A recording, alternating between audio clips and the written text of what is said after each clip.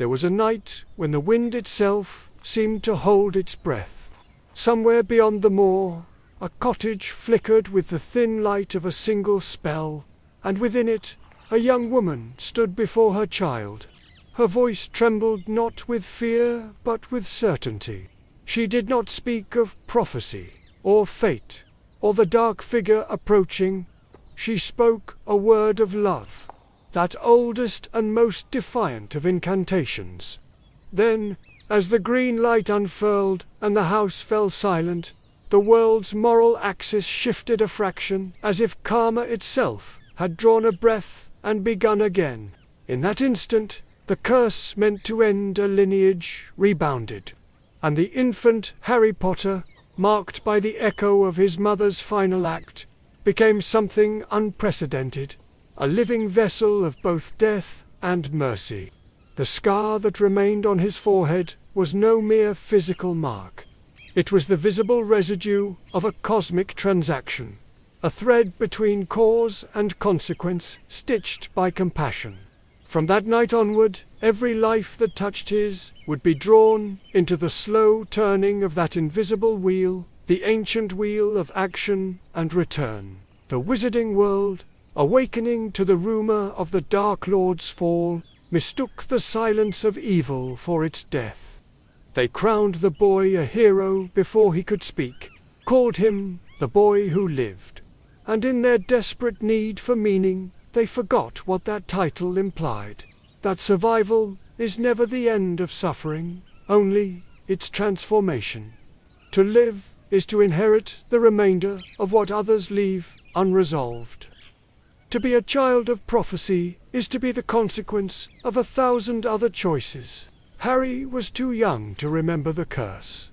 But memory is not only the work of the mind, it is also the weight one carries unknowingly in the soul.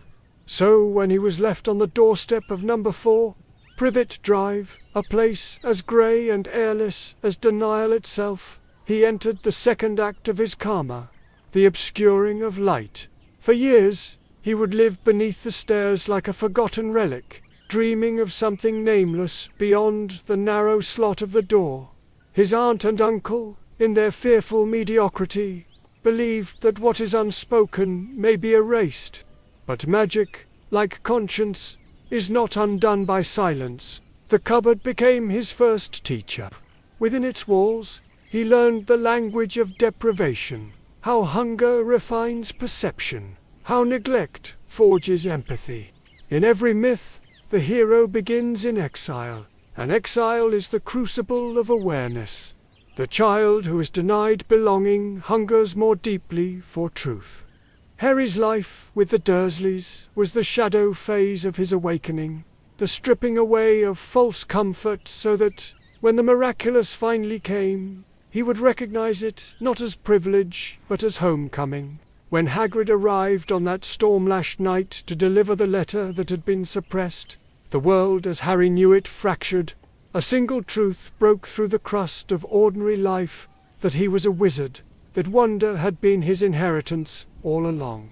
The moment glows in memory, not for its spectacle, but for its revelation, that identity is not given by those who raise us, but by what rises within us. Karma, too, operates on this principle. What one is meant to become cannot be permanently hidden by circumstance. The law of cause ensures that the seed of truth, planted by past action, must one day bloom, even through concrete. As the train to Hogwarts crossed the misted countryside, Harry left behind not merely a house, but an entire level of consciousness. What lay ahead was not just a school, but an archetypal ascent, the climb from survival to belonging, from hunger to discovery. If the cupboard represented the base of Maslow's Great Pyramid, the scarlet train represented its next tier, the movement toward connection, esteem, and purpose. The boy was beginning, unknowingly, to climb toward selfhood, and yet the scar still throbbed, even amid laughter in the great hall, amid floating candles and the hum of magic renewed. The mark burned faintly, a reminder that every gain is shadowed by what has not yet been resolved. There was something alive in that wound, a fragment of another's will, the echo of a soul too broken to pass on. Voldemort's essence, exiled from his body, lingered in that thin seam between Harry's life and death, an unfinished consequence, karma yet to be purified. And thus, the boy who had survived evil carried a portion of it within him. He was both curse and cure, both end and continuation. In the deeper sense, this is where his true education began. The world of spells and houses and moving staircases was only the outer form of initiation. Beneath it lay the real lesson, how power reveals character, how choice defines destiny. The Sorting Hat, whispering into his mind, sensed the dual inheritance, courage and ambition, humility and pride, and hesitated. Harry's plea not to be sent to Slytherin was instinctive, but it was also fear's first disguise. He sought belonging, not confrontation. Yet fate is not denied by request. It merely delays its lesson. In refusing the serpent, Harry did not escape it. He only postponed the moment when he would face the serpent within. Each year at Hogwarts, therefore, became a mirror for the next stage of his inner climb. The discovery of friendship with Ron and Hermione awakened belonging. The finding of the mirror of Erised awakened longing. The confrontation with Quirrell and the Sorcerer's Stone awakened conscience. Every trial reflected the workings of the karmic law. Every action shaped identity, and every desire revealed attachment. To seek the stone for its own sake would have chained him. To reject it for another's sake freed him. And in that choice, he performed the same act his mother had enacted in her dying breath, renunciation as the highest form of magic. From the outside, it might have seemed that Harry's triumphs were battles of good versus evil, but the deeper lore of his story tells otherwise. Each encounter was a dialogue between fragments of one divided soul. Voldemort's hunger for immortality was the shadow of Harry's own fear of loss. Their bond through the scar was not merely magical, it was karmic reciprocity. The murderer and the victim had become bound in a single pattern of rebirth, each incomplete without the other.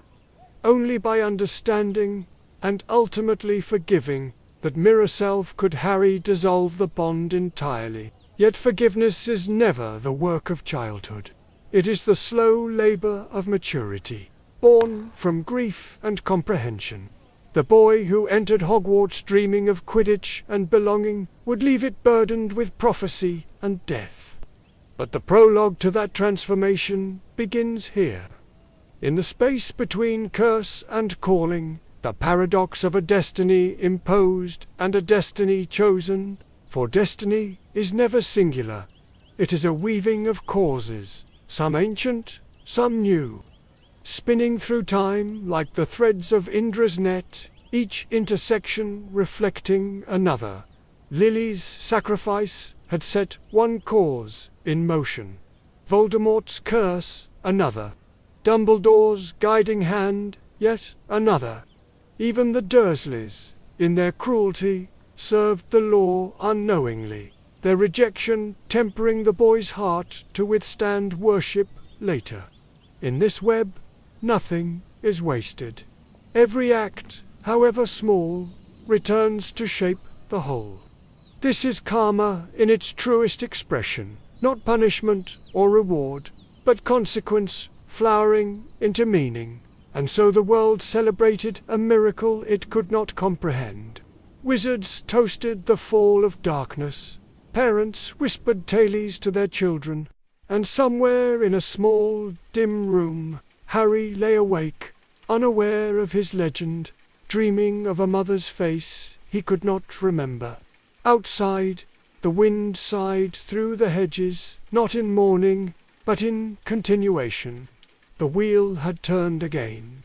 Years later, when he would stand in the forbidden forest and face death without wand or shield, this same wheel would reach its still point.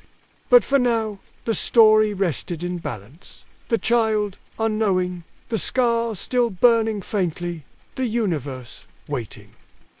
In mythic time, beginnings and endings mirror each other. Every cradle is also a grave, every scar a map of future healing.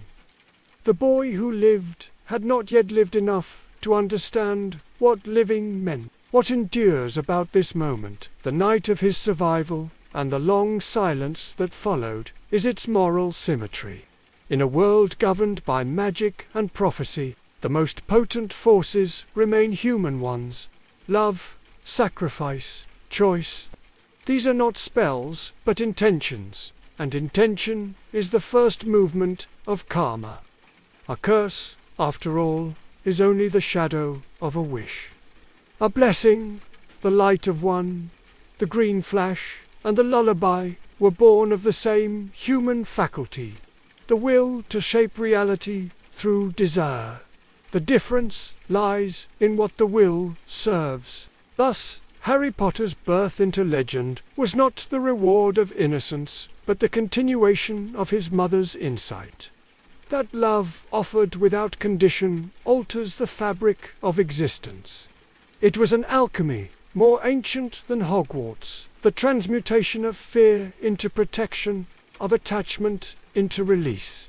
The Dark Lord sought mastery over death and found servitude to it.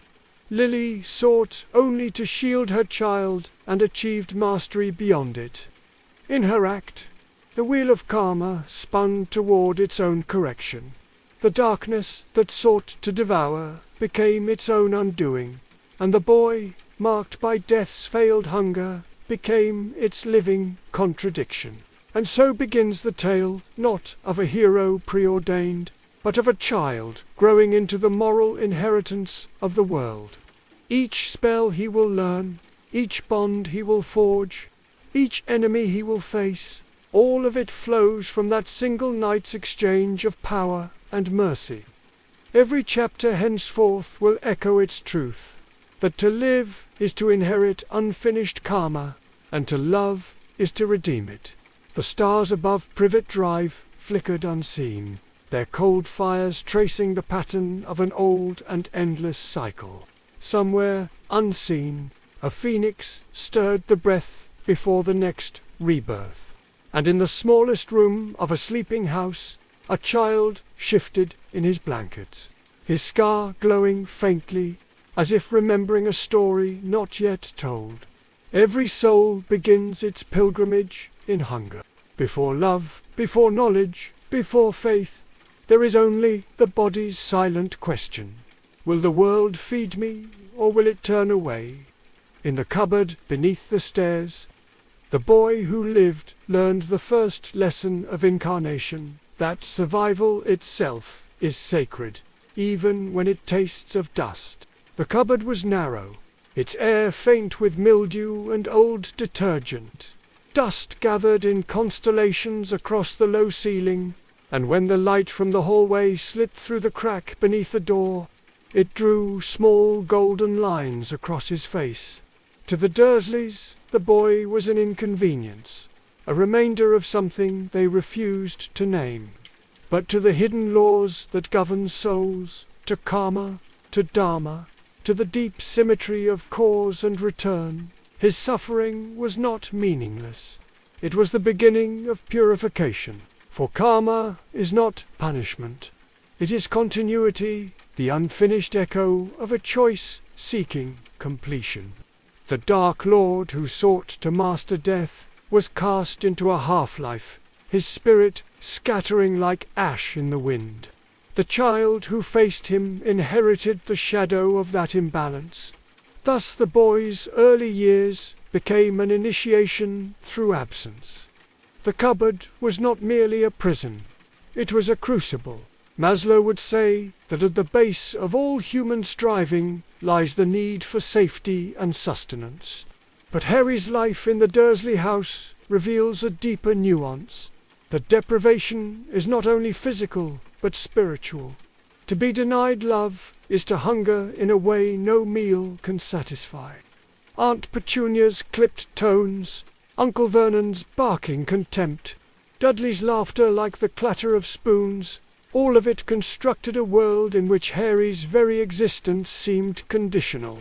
And yet, in this bleak soil, something extraordinary began to germinate. Resilience, imagination, and the faint awareness that cruelty, once recognized, loses its authority. He did not yet know the word karma, but he understood its rhythm, that actions carried weight, that feelings left residue. When he saved the spider from Dudley's fist or endured punishment without retaliation, the wheel turned quietly in his favor.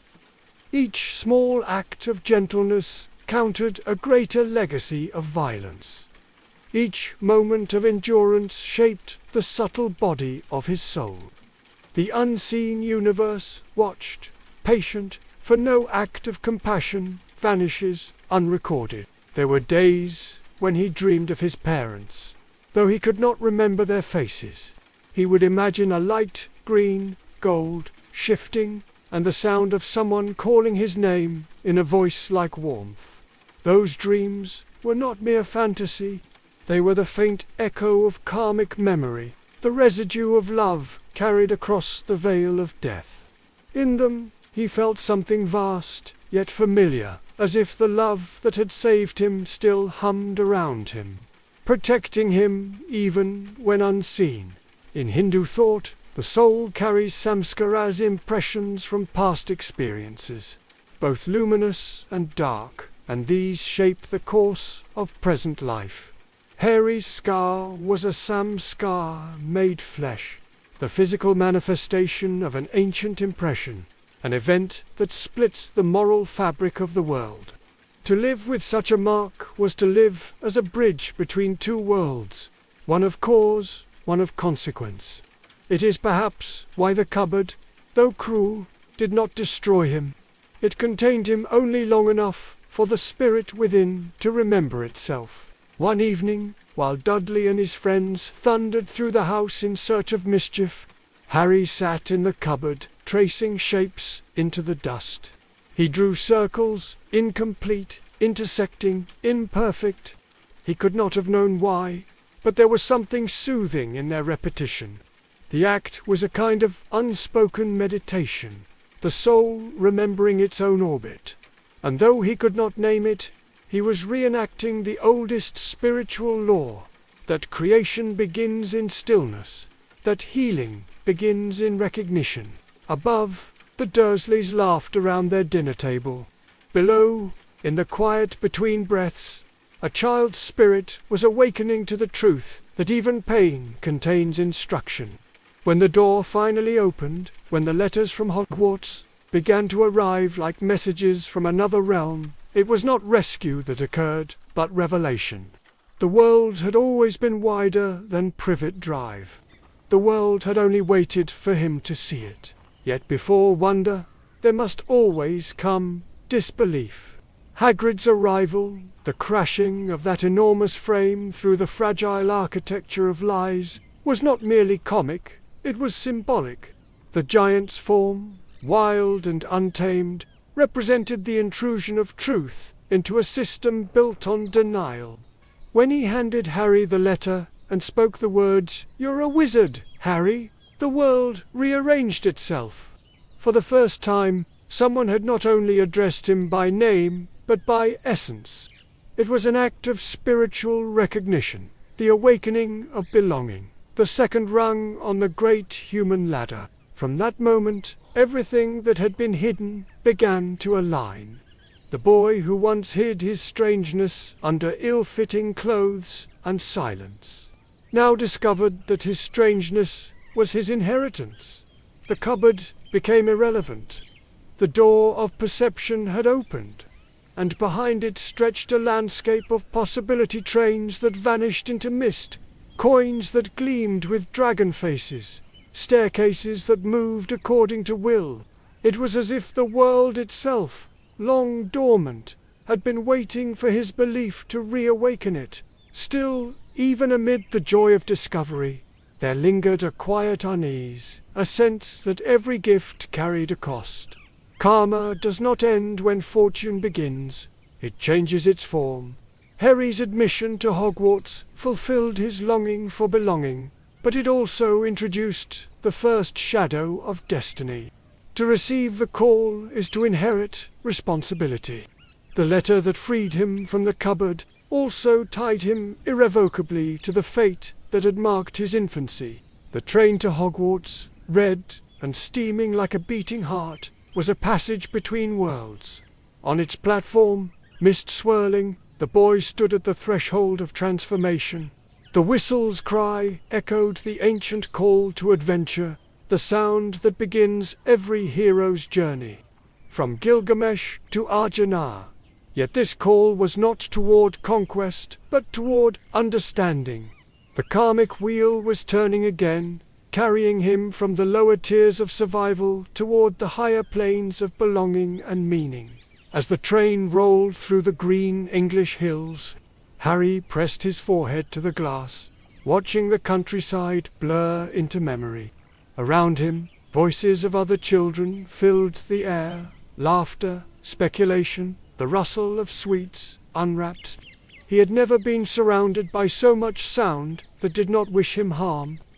In that moment, he experienced for the first time what Maslow might call the restoration of safety. Not the absence of fear, but the presence of trust. Every story of enlightenment begins with this same transition, the shift from isolation to community, from fear to participation. For karma unfolds not in solitude, but in relation. It is through others that the self learns itself. Ron's open grin, Hermione's curious gaze, they were not random encounters, but manifestations of the universe's intricate design. The companions appointed to balance his own nature. Through Ron, he would learn humility and joy. Through Hermione, wisdom and discernment. Through both, he would ascend the ladder of human need toward the realization that belonging is the first true form of magic. Yet beneath that joy, the scar still pulsed faintly. It was a whisper of unfinished consequence. The reminder that comfort, too, can become attachment if not understood. The universe grants reprieve only as preparation for the next lesson. Harry's reprieve at Hogwarts was a gentle pause between storms, the moment of breath before the testing of will. When he first entered the great hall, its ceiling reflecting the night sky, he felt something shift within him, a subtle harmony between his inner hunger and the vastness above. The enchanted starlight was not only illusion, it was revelation. The cosmos, mirrored in that hall, was a silent invitation. Remember where you came from. Remember what you are part of. The hierarchy of needs, if seen from above, is not a ladder, but a spiral, each ascent leading not upward, but inward, toward wholeness. And so, though the other students saw a feast laid out on golden plates, Harry saw something deeper, fulfillment answering emptiness. The boy who had counted crumbs beneath the stairs now tasted abundance. His body, once tight with scarcity, relaxed. The wheel turned again. Gratitude replaced yearning. And in that gratitude, he unknowingly fulfilled another karmic principle, that what is received with awareness returns multiplied in grace. But karma, like the tides, carries both ebb and flow. For every revelation, there is a counterforce of doubt. Even as Harry found friendship, he felt the gaze of those who distrusted his fame, the mutterings of those who envied it. The sorting into Gryffindor soothed one fear but planted another. The hat's quiet suggestion that he might have done well in Slytherin, that whisper lingered like an echo from another life, the first sign that the soul's shadow cannot be banished by will alone. Still, for now, he was content simply to belong. The castle's corridors, lit by torches that never went out, became his new world, vast, mysterious, and full of promise. He did not yet know that each of its secrets would one day test him. He only knew that he was finally awake. The cupboard beneath the stairs had taught him hunger. Hogwarts would teach him wonder. And between those two lessons lay the entire spectrum of what it means to be human. Outside, autumn deepened. The castle breathed like a living thing. Somewhere beyond the forbidden forest, unseen, the karmic wheel continued its slow and patient turning. The world of Hogwarts unfurled before him like a dream that remembered itself. The staircases moved with intention. The portraits whispered. The air shimmered with unseen memory. Every object seemed to carry the residue of prior magic, the way ancient temples hum faintly with prayer. Harry, stepping through its corridors, felt that he had entered not a school but a living archive of souls, a place where the past and present coexisted in the same flicker of candlelight. Yet no place, however wondrous, can wholly quiet the echo of deprivation. The child of the cupboard carried with him an invisible fragility, the lingering instinct to hide his hunger even when the feast lay before him. At meals, he sometimes ate quickly, uncertain whether the abundance would vanish. In laughter, he listened for ridicule. Love, to one who has not known it, arrives like sunlight through unfamiliar glass, too bright, too sudden. His friendships with Ron and Hermione were not merely bonds of affection. They were the second movement of Maslow's ladder, the awakening of belonging, that most human of magics. For the heart must first feel safe before it can dare to open. As lessons unfolded, transfiguration, charms, potions, he discovered a strange symmetry between magic and need. Every spell, at its core, was a manifestation of desire disciplined by will. Wingardium Leviosa lifted what one wished to elevate. Lumos banished what one feared in darkness. Even the art of flying was not conquest but surrender. The broom rising not because of domination but because of trust. Hogwarts was teaching him, in its whimsical way, the same truths the ancient mystics taught under other names, that energy follows intention, that power obeys alignment, and that the heart state determines the spell's success.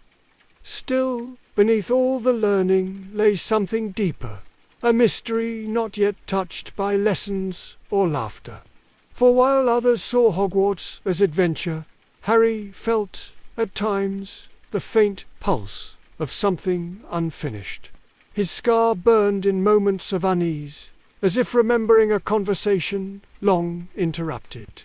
He could not have known it then, but his body was already acting as the border between two worlds, the living and the haunted, the redeemed and the condemned. In him, Carmo was not abstract philosophy, but living inheritance. It was Dumbledore who first sensed the pattern that the boy's destiny, however celebrated, was threaded with sorrow.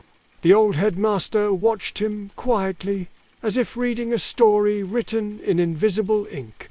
Dumbledore understood what Harry could not yet grasp, that every act of love carries the shadow of loss, and every victory over evil invites a deeper confrontation with the self. He allowed the boy freedom, not out of neglect, but out of faith, the faith that souls must meet their lessons in their own appointed hour. That hour arrived one winter night, when Harry found the mirror of Arise. The room was quiet, the air brittle with frost. Before the mirror stood the reflection not of a boy, but of a family. His parents, alive, smiling, their hands resting upon his shoulders. It was a vision of everything he had ever been denied. For a moment, time dissolved. and he felt the ache of all Maslow's tears collapsing into one unbearable longing, the desire to belong not just in the present, but in memory itself. Yet the mirror, for all its gentleness, was a snare. It offered the illusion of fulfillment without the effort of growth, a counterfeit of self-isolation. The Hindu sages might call it Maya, the veil of illusion that binds the spirit to the wheel. The more one stares into what one desires, the less one perceives what is. To gaze upon the mirror was to feed the ego's hunger disguised as love. Dumbledore, arriving silently behind him, understood this. "It does not do to dwell on dreams," he said, "and forget to live." With those words, the headmaster lifted the veil from the boy's heart. Desire, unexamined, is the seed of bondage. Gratitude, even in absence, is the seed of release. That night marked the next ascent in Harry's unseen hierarchy. Having learned belonging, he began to learn meaning. The cupboard had taught him survival. The feast had taught him trust. The mirror now began to teach him discernment, the difference between attachment and love. Karma, too, makes this distinction. Attachment binds the soul to repetition. It frees it toward evolution. In time, that distinction would be tested through peril. The whispers of the Sorcerer's Stone, that elusive object of immortality, rippled through the castle like temptation made manifest. To the unwise, it promised dominion. To the wise, it revealed danger. For the stone was not merely a magical artifact, but a moral riddle. What will a person risk to escape impermanence? Voldemort sought it to defy death. Dumbledore concealed its teats in Aurens, and Harry, drawn into the labyrinth of this struggle, would come to embody the middle path, neither seeking mastery over death nor surrendering to it, but accepting its necessity as part of life's rhythm. When he descended into the hidden chambers beneath the school, each obstacle mirrored an inner trial. The devil's snare tested faith under pressure. The flying keys, focus amid chaos. The chessboard, sacrifice for the sake of others. Each victory moved him further up Maslow's invisible pyramid, from belonging toward esteem. From esteem towards self-actualization, for esteem is not the praise of others, but the quiet recognition of integrity, the moment one acts in harmony with one's values, regardless of consequence. In the final chamber, facing Quirrell and the shade of Voldemort, the wheel of karma came full circle. The murderer and the infant met again, but the balance had shifted. Voldemort sought the stone to restore his body, believing immortality to be the highest good. Harry, standing before him, embodied its opposite, a life made holy by its willingness to end. When he touched the stone, but desired it not for himself, the universe responded in kind. It granted him protection through purity. The fire that burned Quirrell's skin was not revenge, it was balance. The karmic law, activated through innocence, restored order where greed had ruptured it. In that moment, Harry learned what philosophers and mystics have long declared, that the self which clings to possession decreases, but the self which surrenders to love endures. He had transcended the hunger of the cupboard not by erasing it, but by understanding it. To be deprived teaches compassion. To receive teaches gratitude. To renounce teaches liberation. This was the true alchemy of the Sorcerer's Stone, not turning lead into gold, but transforming fear into acceptance. When he awoke in the infirmary, Dumbledore sat beside him, eyes bright with the quiet melancholy of one who has seen destiny unfold many times. Their conversation, gentle and grave, bridged the chasm between boyhood and purpose. Dumbledore spoke of choice, of how it is our decisions, not our abilities, that define us. In that line rests the essence of both karma and psychology. Action born from awareness shapes reality. Every deed writes upon the world. Every thought bends the future. For the first time, Harry glimpsed that life was not a series of accidents, but a dialogue between cause and consequence. His mother's sacrifice, Voldemort's greed, his own curiosity, each had spun threads that converged into this single tapestry. The karmic wheel, far from punishing or rewarding, was simply teaching. When term ended and the carriages rolled back toward King's Cross, Harry felt the ache of leaving the castle like a homesick echo. Yet within that ache was understanding that belonging is not confined to place. It is a recognition of connectedness to friends, to destiny, to the invisible law that moves through all things. The cupboard had once seemed the whole of his world, a sealed darkness.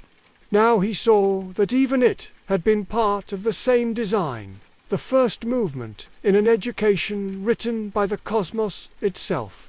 As he crossed the barrier back into the Muggle world, carrying his trunk and Hedwig's cage, the air shifted. He was returning to the same street, the same people, yet nothing was the same. He had ascended, internally, through the lower tiers of need, from hunger to security, from security to belonging, from belonging toward purpose. The scar still glowed faintly, a reminder that completion lay far ahead, but the boy within it was no longer the same soul. The karmic debt of fear had begun to dissolve, replaced by the quiet knowledge of love's and so the first chapter of his evolution closed, not with triumph, but with awareness. The cupboard had been his underworld, Hogwarts, his ascent into light. Ahead lay trials darker and deeper, where friendship would harden into loyalty, and belief would be tested by betrayal. But, for now, the boy stood between two worlds, breathing the air of both, carrying within him the echo of all he had learned, that to live is to hunger, to love is to transcend that hunger, and to understand the difference is the beginning of freedom. The train disappeared down the line, its smoke curling like incense into the twilight. Somewhere, unseen, the karmic wheel continued, its patient turning, the next lesson already waiting, quietly beyond the horizon. The year began beneath clear skies, yet the castle felt uneasy, as if some forgotten current stirred beneath its foundations. In the great hall, candles burned steady, but their flames seemed to tremble when Harry passed. The boy had grown since his first year, taller, surer, yet something in the air whispered that innocence had already begun to shed its skin. What awaited him now was not discovery, but reckoning. Every myth must turn downward before it climbs again. Heroes do not remain in sunlight. They descend, as Orpheus did, as Arjuna did, into the realm of their own origins. For in the depths lies the echo of every cause that has not yet found its consequence.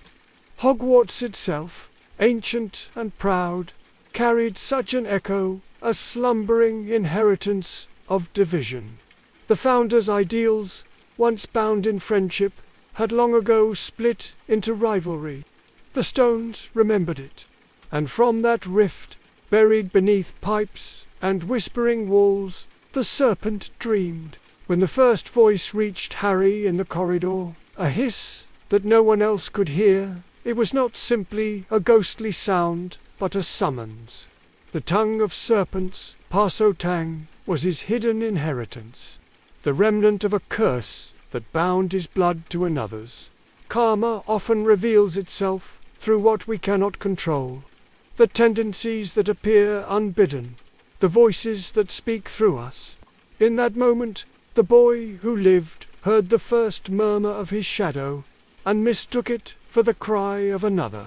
The school soon darkened with fear. Words appeared on the wall, red as new blood. The Chamber of Secrets has been opened. Cats were found petrified. Whispers turned to accusation. And beneath every rumor crept the oldest human poison, prejudice. Once again, Hogwarts became a mirror of the world beyond its gates, where lineage outweighed compassion and history dictated guilt. The name Slytherin hung like a curse, and Harry, who spoke with snakes, felt that curse coiling around him. In truth, the chamber was not merely a hidden room, it was a repository of the Founder's unresolved karma. Salazar is Litring sphere-made architecture. Where fear is buried, what is repressed becomes monstrous. The basilisk that slept within the pipes was the school's collective shadow, the physical form of its inherited sin. Each petrified victim was not punishment, but reflection, showing the community what its hatred had wrought. Harry, seeking answers, followed the thread of mystery, not with cunning, but with empathy. He could not abide the suffering of others. Compassion guided him more surely than intellect. Yet compassion, too, demands dissent. To free the innocent, one must face the darkness where guilt resides. The trail led him to a diary, small, black, unassuming, that whispered when opened. In it lived the preserved memory of Tom Riddle, the boy who would become Voldemort. The diary was the purest symbol of karmic residue, a fragment of consciousness severed from its body, yet still yearning to act. Riddle's words were polished, seductive, and patient. He offered understanding, attention, even admiration, everything a neglected soul might crave. For evil rarely begins as cruelty. It begins as flattery, as the promise of being seen. When Harry confided in that diary, he was not speaking to a stranger, but to his own possibility. Riddle was what Harry might have become if love had never reached him. Both were orphans, both marked by destiny, both capable of great power. The difference lay only in how they responded to pain. Through that dialogue, the story deepened from mystery to revelation. The diary fed upon the living, drawing strength from Ginny Weasley's trust until it could open the chamber anew. Here the wheel of cause revealed its precision. The sins of pride and fear repeated through new hands, the past reaching forward to shape the present. Each generation inherits not only its virtues, but its unredeemed mistakes. What is unlearned returns, in families, in nations, in souls. So it was with Hogwarts, and so with Harry. When he and Ron discovered the entrance in the bathroom and slid down into the underworld of pipes, they were reenacting an ancient pattern, the descent into the subconscious, the confrontation with the buried self. The air was cold, heavy with the breath of centuries. Water dripped like clock beats, marking time not in seconds but in cycles. Every myth remembers this sound, the heartbeat of karma, patient and exact. Ahead waited the serpent, vast, ancient, blind. Its eyes, though deadly, mirrored truth. To meet their gaze unprepared was to be petrified by the sight of one's own fear. Only the mirror, held between seer and seen, could mediate that terror symbol of reflection without attachment. Harry, guided by Fawkes the Phoenix, faced the creature not as conqueror, but as instrument of balance. The sword that appeared from the sorting hat was no weapon of aggression, but of purity. Only the heart, unstained by ambition, could wield it. The basilisk fell by that hand, and its venom, the concentrated essence of centuries of hatred, entered Harry's veins. In that wound, the old karma reached its climax. It was death, brief and burning. Yet from death rose the phoenix. Fawkes's tears fell upon the wound. Each drop a reconciliation of opposites, poison and healing, death and renewal. cause, and redemption. The bird was the emblem of cyclical law itself. Destruction transmuted into creation. The wheel turning not to punish, but to regenerate. Through that act, the ancient debt of the chamber was paid. The sin of fear met the medicine of courage, and the curse dissolved into story. But no victory in the moral universe is ever solitary. As Harry stood in the fading echo of battle, he lifted the diary and plunged the basilisk fang through its heart. Ink poured out like black blood, the visible release of karmic energy. Riddle's scream was not merely the death of a memory, but the exorcism of an old thought form. A vibration that had haunted the world too long. When the chamber fell silent, it was the silence after confession, the stillness that follows understanding. Above ground, the castle rejoiced, yet few could see how deeply the balance had shifted. The prejudice that had once whispered through corridors lay exposed. The myth of pure blood had cracked. Karma, though ancient, is not unyielding. Acknowledgement softens it. Harry's compassion for Ginny, his refusal to judge even those ensnared by darkness, became the new current in the school's bloodstream. The boy who once cowered in a cupboard had now entered the deeper work of healing, not only himself, but the world around him. For the wheel does not turn solely through suffering. It turns also through choice. In saving Ginny, he redeemed more than a friend. He redeemed a pattern. The frightened child became the willing guardian, and through that inversion, the law of cause found harmony. Every soul, the sages say, is both serpent and phoenix. The one sheds, the other rises. In Harry's second year, those two symbols entwined.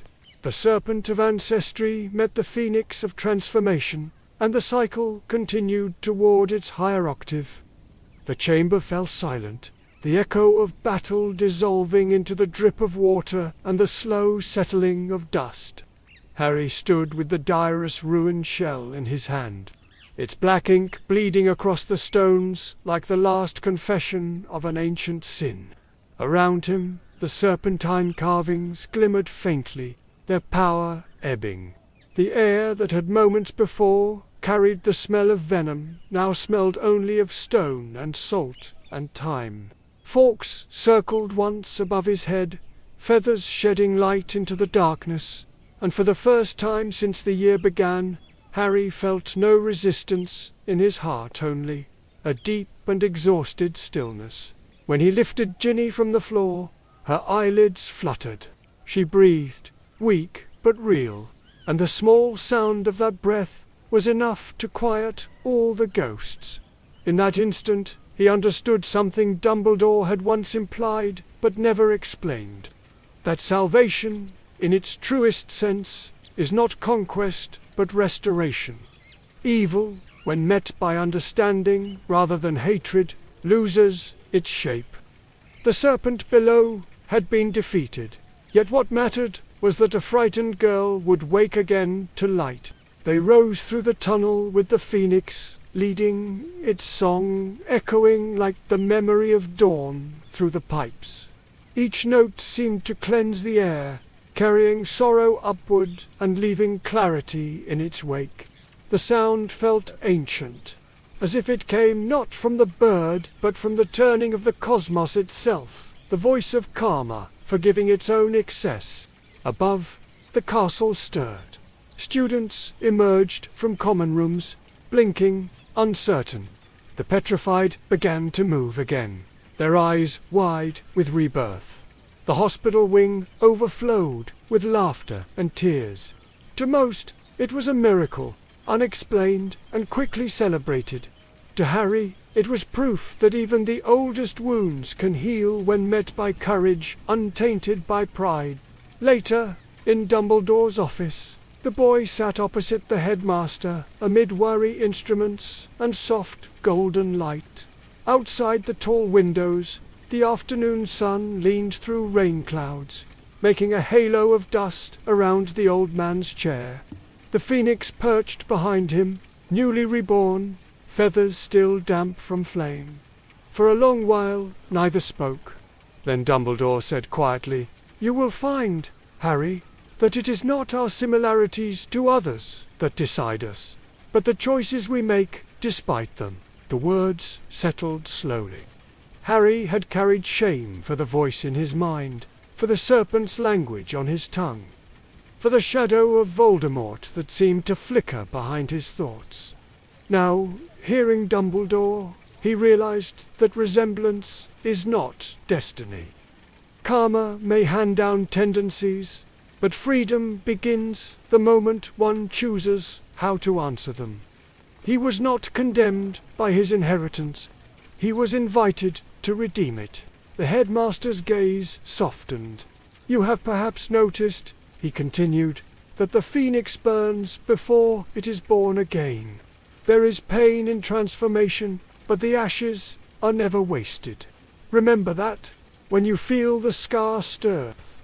He smiled, and the conversation drifted into comfortable quiet. Outside, the rain thickened. The castle exhaled.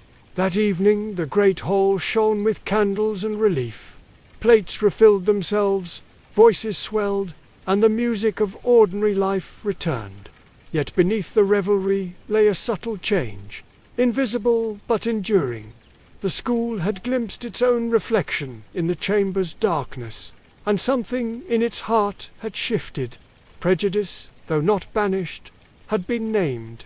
The laughter that night was freer for having known fear.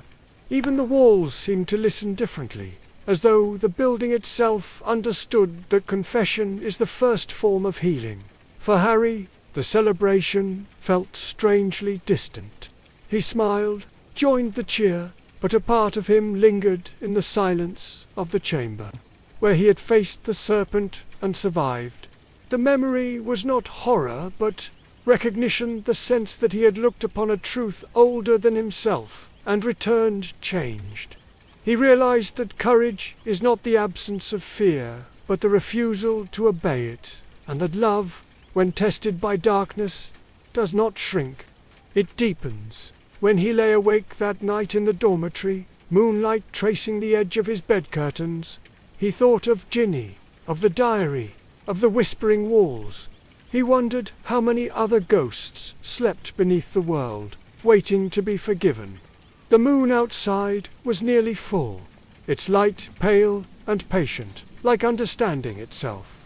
He closed his eyes and felt not dread, not pride, but gratitude.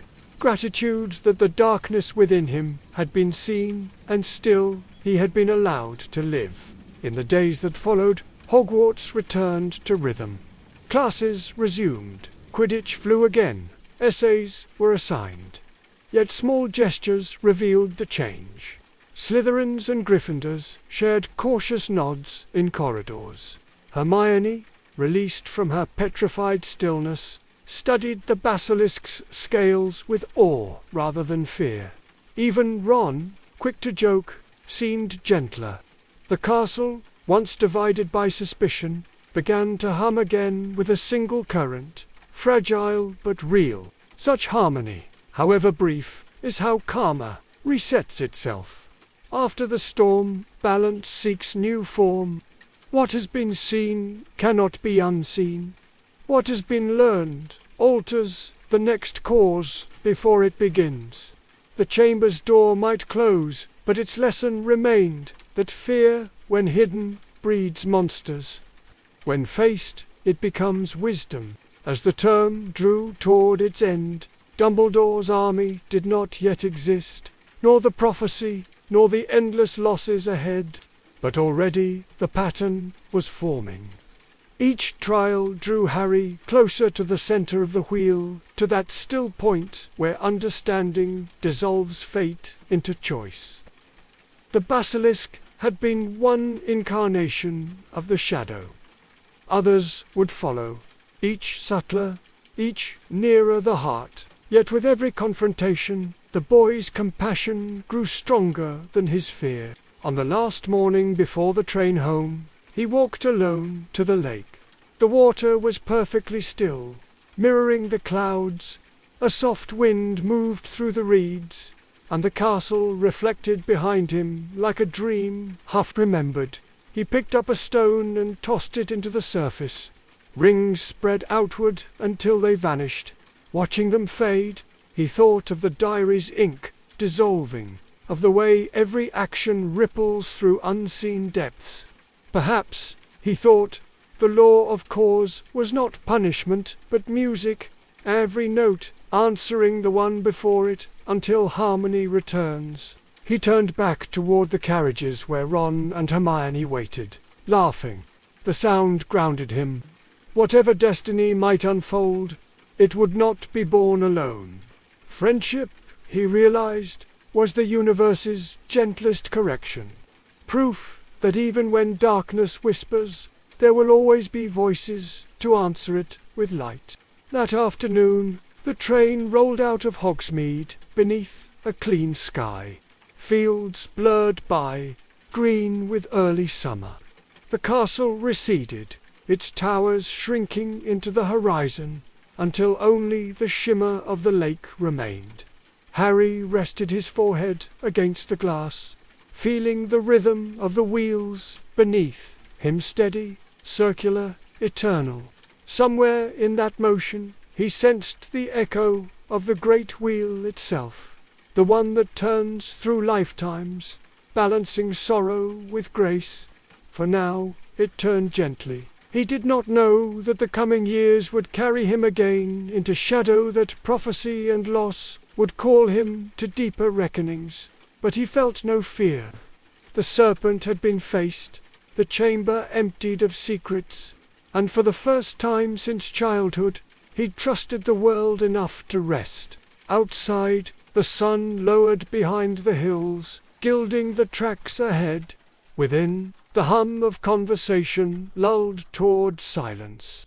Harry closed his eyes, the warmth of the window against his temple, and let the rhythm of the train merge with the rhythm of his breath. The scar upon his forehead no longer burned. It merely pulsed, faint and calm, in time with his heart. Whatever debt remained between him and fate could wait. The wheel had turned, and for this brief, merciful moment, the world was still. The third year opened beneath a sky of restless clouds. Autumn had arrived with its smell of rain and parchment. Yet the castle seemed to listen for something beyond weather, a faint vibration carried on the wind. Somewhere far away, a prisoner had escaped. His name was Sirius Black. To the wizarding world, he was the emblem of betrayal. To Harry Potter, though he did not yet know it, he was the next mirror through which the soul would recognize itself. Every cycle of the karmic wheel turned deeper than the one before. Having faced the serpent below, the inheritance of ancestry, Harry now faced the inheritance of memory. Azkaban was the world's outer reflection of the cupboard beneath the stairs. A fortress of despair where the air itself fed on hope. The creatures that guarded it, the Dementors, were not monsters from another realm but condensations of human sorrow, embodiments of unredeemed grief. In their presence, the mind forgot every warmth it had ever known. They were, as Dumbledore would later say, the absence of everything good. When Harry first met them on the train, the light faltered and the air froze. The moment was both physical and metaphysical. His breath clouded, his scar throbbed, and he heard again the echo of his mother's scream. The Dementor was not merely draining life, it was awakening memory. Karma, when ready to be released, returns first as remembrance. Through that memory, the child within him relived the primal wound, the night of death and survival. He collapsed, not from weakness, but from the unbearable nearness of truth. Lupin revived him with chocolate, the simplest and most human of restorations. That gesture sweetness after Terrabee came a small symbol of grace within the story, proof that even the darkest encounter can be answered by care. Maslow would have seen in it the re-anchoring of the body's lower needs, a reminder that spirit depends upon warmth, taste, breath. Lupin, though scarred by his own transformations, offered precisely what every wounded soul requires: the reassurance that brokenness and goodness can inhabit the same form. Throughout the term, fear moved through Hogwarts like a slow tide. The portrait of the fat lady was slashed, rumors spread of Sirius Black within the walls, and the students whispered about betrayal and vengeance. For Harry, the external danger awakened an internal one. He had begun to taste anger anew, fire rising from the scar's depth. The teachers called it bravery. He knew it was something darker. When he learned that Black had supposedly betrayed his parents, the hatred that flooded him felt almost relieving, as if emotion could fill the hollow left by grief. Yet Karma's subtler teaching is that hatred binds the hater more surely than the hated. The wheel turns faster when spun by rage. In those months, Lupin taught the third years to confront the Boggart shapeshifter that assumed the form of one's deepest fear. When Harry's turn came, the Boggart became not Voldemort, but the Dementor. Not evil itself, but despair. It was a revelation. The boy who had fought serpents and spirits did not fear death. He feared the loss of joy, the return of nothingness. The spell Ridiculous transformed terror through laughter, the alchemy of emotion. It was a child's lesson carrying the wisdom of the ages. That darkness, once named and mocked, losses dominion. Still, the true art awaited him. The Patronus, no charm in Rowling's world, is more elegantly moral. To summon it, one must remember a moment of perfect happiness. Concentrate on it, and let it take form as living light. It is will fused with gratitude, consciousness made radiant. The Patronus does not destroy the Dementor. It replaces its absence with presence. In Hindu terms, it is the light of Atman, the soul's unborrowed brightness, driving out avidya, the ignorance that believes itself alone. Harry struggled. Again and again he tried, and each failure brought the mother's scream nearer. Lupin's guidance was patient. "You are not weak," he told him, "only closer than most to the source." The teacher understood that those who have suffered deepest often stand nearest to awakening. Pain, when met with courage, becomes a portal rather than a prison. Outside the lessons, time itself began to twist. Hermione appeared in 2 places at once, vanishing down corridors and returning breathless, until the secret of the time-turner emerged, a device that allowed its bearer to step backward through the river of ours. Time, like karma, is circular. One cannot change what has been learned, only understand it differently. The instrument became the story's embodiment of that law. The past revisited not to alter fate, but to witness it from compassion. As the year darkened, Harry's obsession with Sirius grew. Each revelation Black's escape, his supposed allegiance to Voldemort, his betrayal of James and Lilith, and the knot inside him. The boy who had once pitied even the dying basilisk now dreamed of vengeance. The shadow he had faced beneath the school had not vanished. It had simply changed voice. The serpent had become the thought, the whisper. I could kill him myself. In that whisper lay the crossroads of calm action, born of anger, or action born of understanding. Then came the night of revelation. The moon rose, vast and unclouded, and truth broke its disguises. Beneath its silver light, 3 generations of cause and consequence converged in the shrieking shack. Sirius Black, gaunt and trembling with years of torment, Remus Lupin, his eyes darkening toward transformation. Peter Pettigrew, the cowardice of betrayal given shape. And Harry Potter, the heir of their intertwined debts. The scene was chaos and destiny combined. Wands raised, words spat, accusations flared. Yet amid it all, a deeper pattern unfolded, the karmic web tightening for release.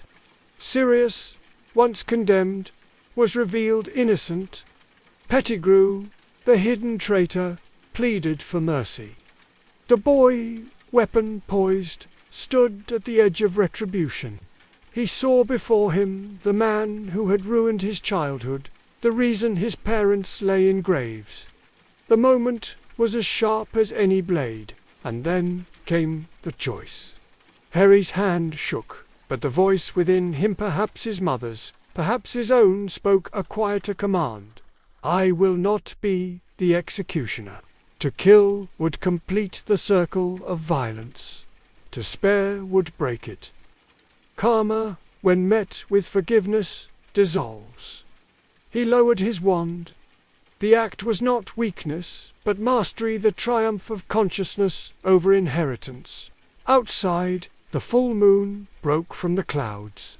Its light fell upon Lupin, whose body began to twist with the monthly curse. The werewolf within him tore free, scattering the fragile peace. In mythic language, this was the shadow's inevitable return. The beast unacknowledged by society, the part of the psyche that howls when reason sleeps. Harry and Hermione fled through the forest, Sirius transforming into the great black dog, predator and protector at once. The chase through the trees was not merely escape, it was initiation, the soul pursued by its own wildness. At the lake's edge, cornered by dementors, Harry raised his wand and called the light. It faltered, flickered, failed. Then across the water, from somewhere beyond time, a brilliant stag charged forward, scattering the darkness. The dementors fled. Harry collapsed. When he awoke, he believed his father had returned to save him. Yet later, when he used the time turner and looped through those same moments again, he saw the truth. It was his own hand that had cast the spell. The Saviour and the saved were one. Here the saga touched its most intricate truth. Time is not a straight line, but a spiral. The self that acts from understanding redeems the self that once Karma folds upon itself, not to repeat, but to reveal. By summoning the Patronus for his past self, Harry became both child and guardian, past and future joined in compassion. The wheel turned inward until it became still. When the night finally ended, Pettigrew had escaped. Lupin resigned, and Sirius returned to exile. The outer world called it failure. The inner law called it release. Vengeance had been refused, innocence acknowledged, and the capacity for mercy proven. Harry's soul had crossed another threshold, from moral certainty to moral wisdom. As dawn spread over the lake, he stood at the window of the hospital wing, watching light shimmer on the water. The moon had set, leaving only its reflection fading into day. He felt both older and lighter, as if some ancestral burden had lifted. The child, who once longed to punish, had learned instead to understand. Forgiveness had not erased pain, but it had given pain a direction to grow toward meaning. The first light after the storm was a strange color, silver mixed with gold, as if night and day hesitated to relinquish each other. Hogwarts stirred in silence. The lake lay glass smooth, its surface still haunted by the echo of wings and wands. Somewhere within its mirrored depths, the memory of a stag lingered, faint as a heartbeat in water. Harry watched the light deepen. He felt the fatigue of a soul that has travelled too far in a single night. The world outside the window seemed ordinary against students sleeping. Owls gliding to the owlery, but something inside him had shifted beyond return. The rage that had once filled him had burned clean, leaving only a lucid tenderness for everything alive. Forgiveness, he discovered, is not the denial of pain. It is the willingness to let pain stop dictating the shape of the future. Dumbledore entered without sound, as he always did, the hem of his robe brushing the floor like a sigh. He stood beside the bed for a moment before speaking. "You saw your father last night," he said softly, "and then you saw yourself. Perhaps there is less difference between those visions than you think." Harry nodded, uncertain.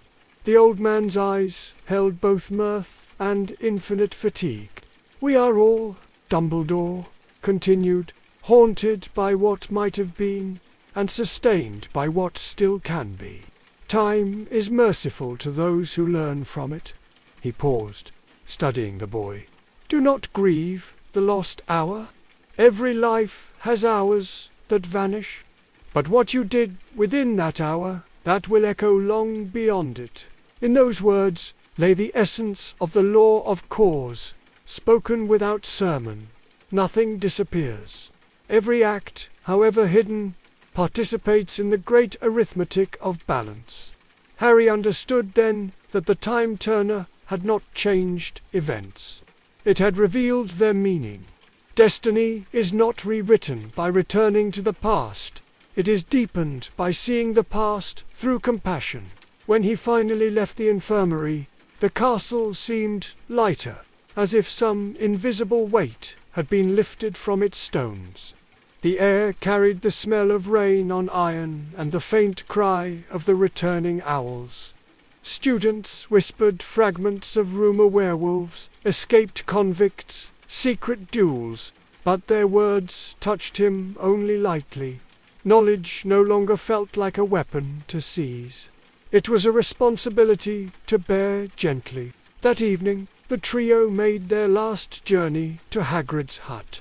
The hippogriff, Buckbeak, waited tethered in the twilight, feathers ruffling against the wind. To ordinary eyes, it was a creature of defiance. To Harry it had become the symbol of the impossible, made possible freedom restored by belief. The rescue had been accomplished, the innocent delivered from judgment, yet the true victory was inward. They had learned that sometimes the right act exists only in secrecy, that morality, like flight, depends on trust more than rules. Hagrid wept with the untamed joy of someone who has seen miracle arrive, disguised as loss. The friends embraced him, and for a while the world seemed whole again. In their laughter hovered a fragile completeness, the brief balance that follows ordeal.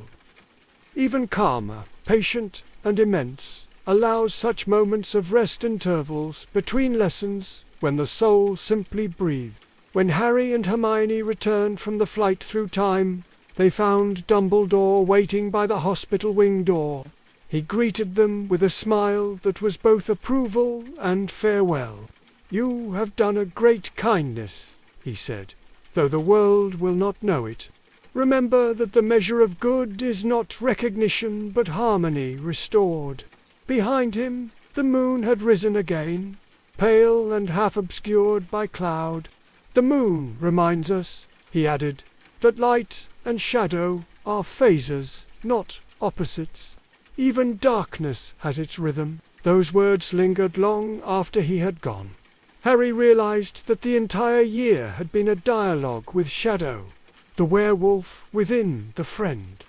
The prisoner branded as villain, the betrayer disguised as victim, the savior mistaken for ghost. Nothing was what it first appeared. Truth itself had learned to wear many forms, each one demanding discernment instead of judgment. This, too, was karmic evolution, the soul's gradual movement from duality toward wholeness. On the train home, the fields slid by in a wash of summer color. Ron and Hermione argued amiably over sweets. The chatter in the corridor carried a note of relief. Outside, clouds drifted across the sun, their shapes dissolving like thoughts. Harry opened the window a little, letting the wind rush against his face. The scent of grass and steel mingled, and with it came the sense that life, for all its turbulence, was coherently alive. Every event or joy, misunderstanding, belonged to one unfolding design. He unfolded the letter from Sirius, written in quick, firm strokes. The words were plain, almost shy, yet between them pulsed an affection too raw for eloquence. Your father would have been proud. It read, "So am I wherever you are. Remember that you are not alone." Attached was the signed permission for Hogsmeade visits, mundane, practical, and yet to Harry it felt like a benediction. The guardian he had sought in memory had stepped quietly into the present. He read the letter again, then tucked it close to his heart. Outside, the train curved along the river. Water and sky merged in a single shimmer. He thought of the moon, reflected there, how it seemed to move with the current yet remained untouched. Perhaps, he mused, the soul was the same, travelling through time but unchanged in essence. Each year at Hogwarts was not a separate story but another revolution around that still point.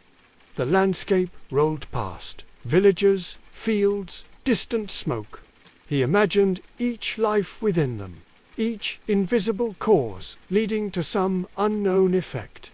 The whole earth turning like a vast enchanted globe under the hand of time. For the first time, the mystery comforted him. He did not need to solve it. He only needed to live within it, with as much clarity as he could manage. By the time the train slowed into London, dusk had returned.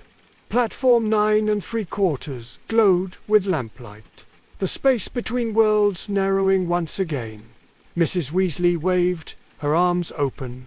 The ordinary love of greeting felt holier than any spell.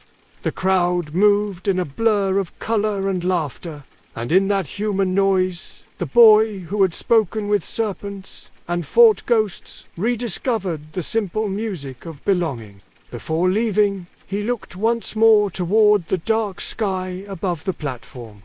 The moon hung low and steady, serene as a witness. Somewhere beyond sight, Sirius was flying north on Buckbeak's wings, the fugitive redeemed, the innocent free. The pattern of their lives, father and son, master and student, prisoner and saviour, had crossed and untangled. The wheel had made another turn. Harry smiled, the expression small but certain. The scar on his forehead tingled once, softly, then fell quiet. The mark of destiny, for the moment, was only a memory of light. He stepped through the barrier into the Muggle station, where steam hissed and ordinary time resumed. The noise of trains, the smell of oil and metal, the voices calling for taxis, all of it felt unexpectedly beautiful, as though even the mundane world carried its own spell. He glanced back once, sensing rather than seeing the realm he had left, and whispered a silent thanks to the moon, to the stag, to the prisoner who had taught him mercy. Then he walked forward into the crowd, the echo of wheels beneath his feet matching the rhythm of his breath, steady and alive. The journey was far from over, but for now the world was balanced, luminous, waiting. The summer opened like a banner unfurling in the wind. Green hills rolled toward the horizon, tents bloomed in impossible colours, and the air was alive with the laughter of 1,000 accents. Harry stood amid the vast encampment of the Quidditch World Cup and felt the world widen again, not as a corridor, but as a field without walls. This was magic in its festival form, pride and pageantry, the bravado of entire nations. He watched wizards light cook fires with a flick and smother them with a breath, saw tents that were cathedrals inside and handkerchiefs outside, and everywhere caught the current of spectacle bright enough to make a boy forget the word danger. He wanted to be only what the morning allowed, young, hungry for joy, ready to be astonished. In the stadium, the sound rose not like applause, but like weather. The stands shook, the sky pulsed with broom-tailed comets, the Irish team carved green arcs through the air, while the Bulgarians hurled themselves at the wind with a kind of noble fury. Harry felt the game in his bones, as if memory itself had grown wings. It was not just sport, it was the body teaching courage to the soul.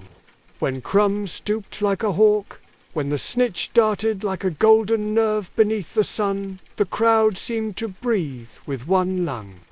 For a few bright stretches of time, the world remembered unity.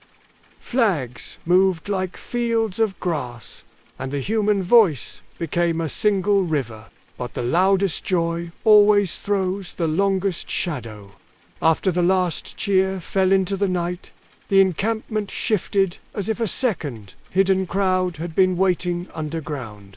Masks rose from the dark like pale moons. Laughter soured into jeers.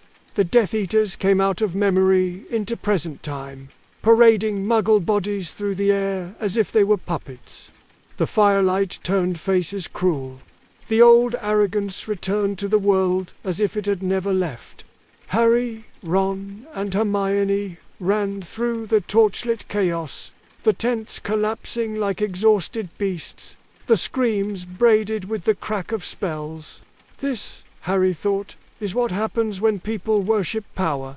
It puts on a mask and forgets it is a face. In the clearing, the dark mark ignited the sky, the skull and serpent flowering out of darkness like rancid bloom.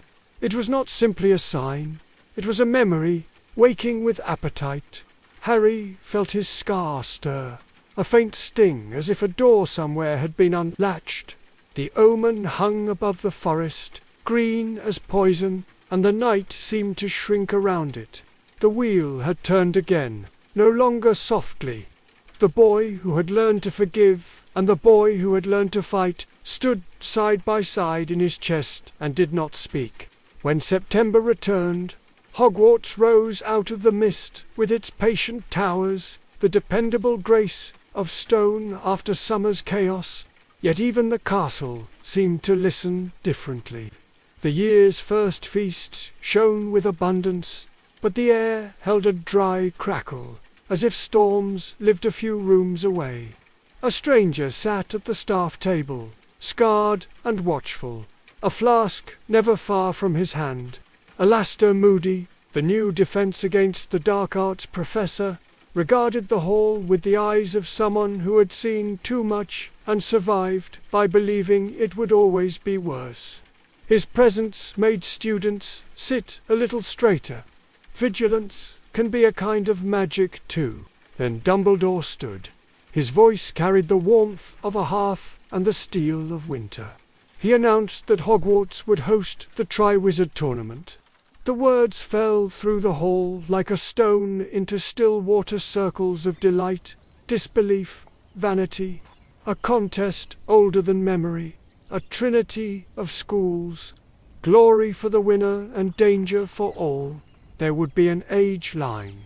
There would be fairness. There would be, Harry felt at once, something the rules could not contain. The Goblet of Fire accepted names with its blue-white thirst. Nights hummed with rumors, days with wagers and pride. The thought that he might enter did not tempt Harry. He had learned enough about destiny to suspect that invitations it writes for itself never come with doors you can close. He watched Fred and George test the age line and rebound from it like light. He watched Durmstrang's ship rise out of the lake like a dark memory, and Boaksbatten's carriage hum through the clouds like a travelling palace. He felt the world again in its multiplicity beauty, alongside ambition, curiosity, alongside fear. When the choosing came, the hall held its breath. The goblet spat names like sparks: Victor Crumb, excellent and distant; Fleur Delacour, eyes like sharpened water; Cedric Diggory of Hufflepuff, whose decency shone the way gold does when it has been worn by real hands.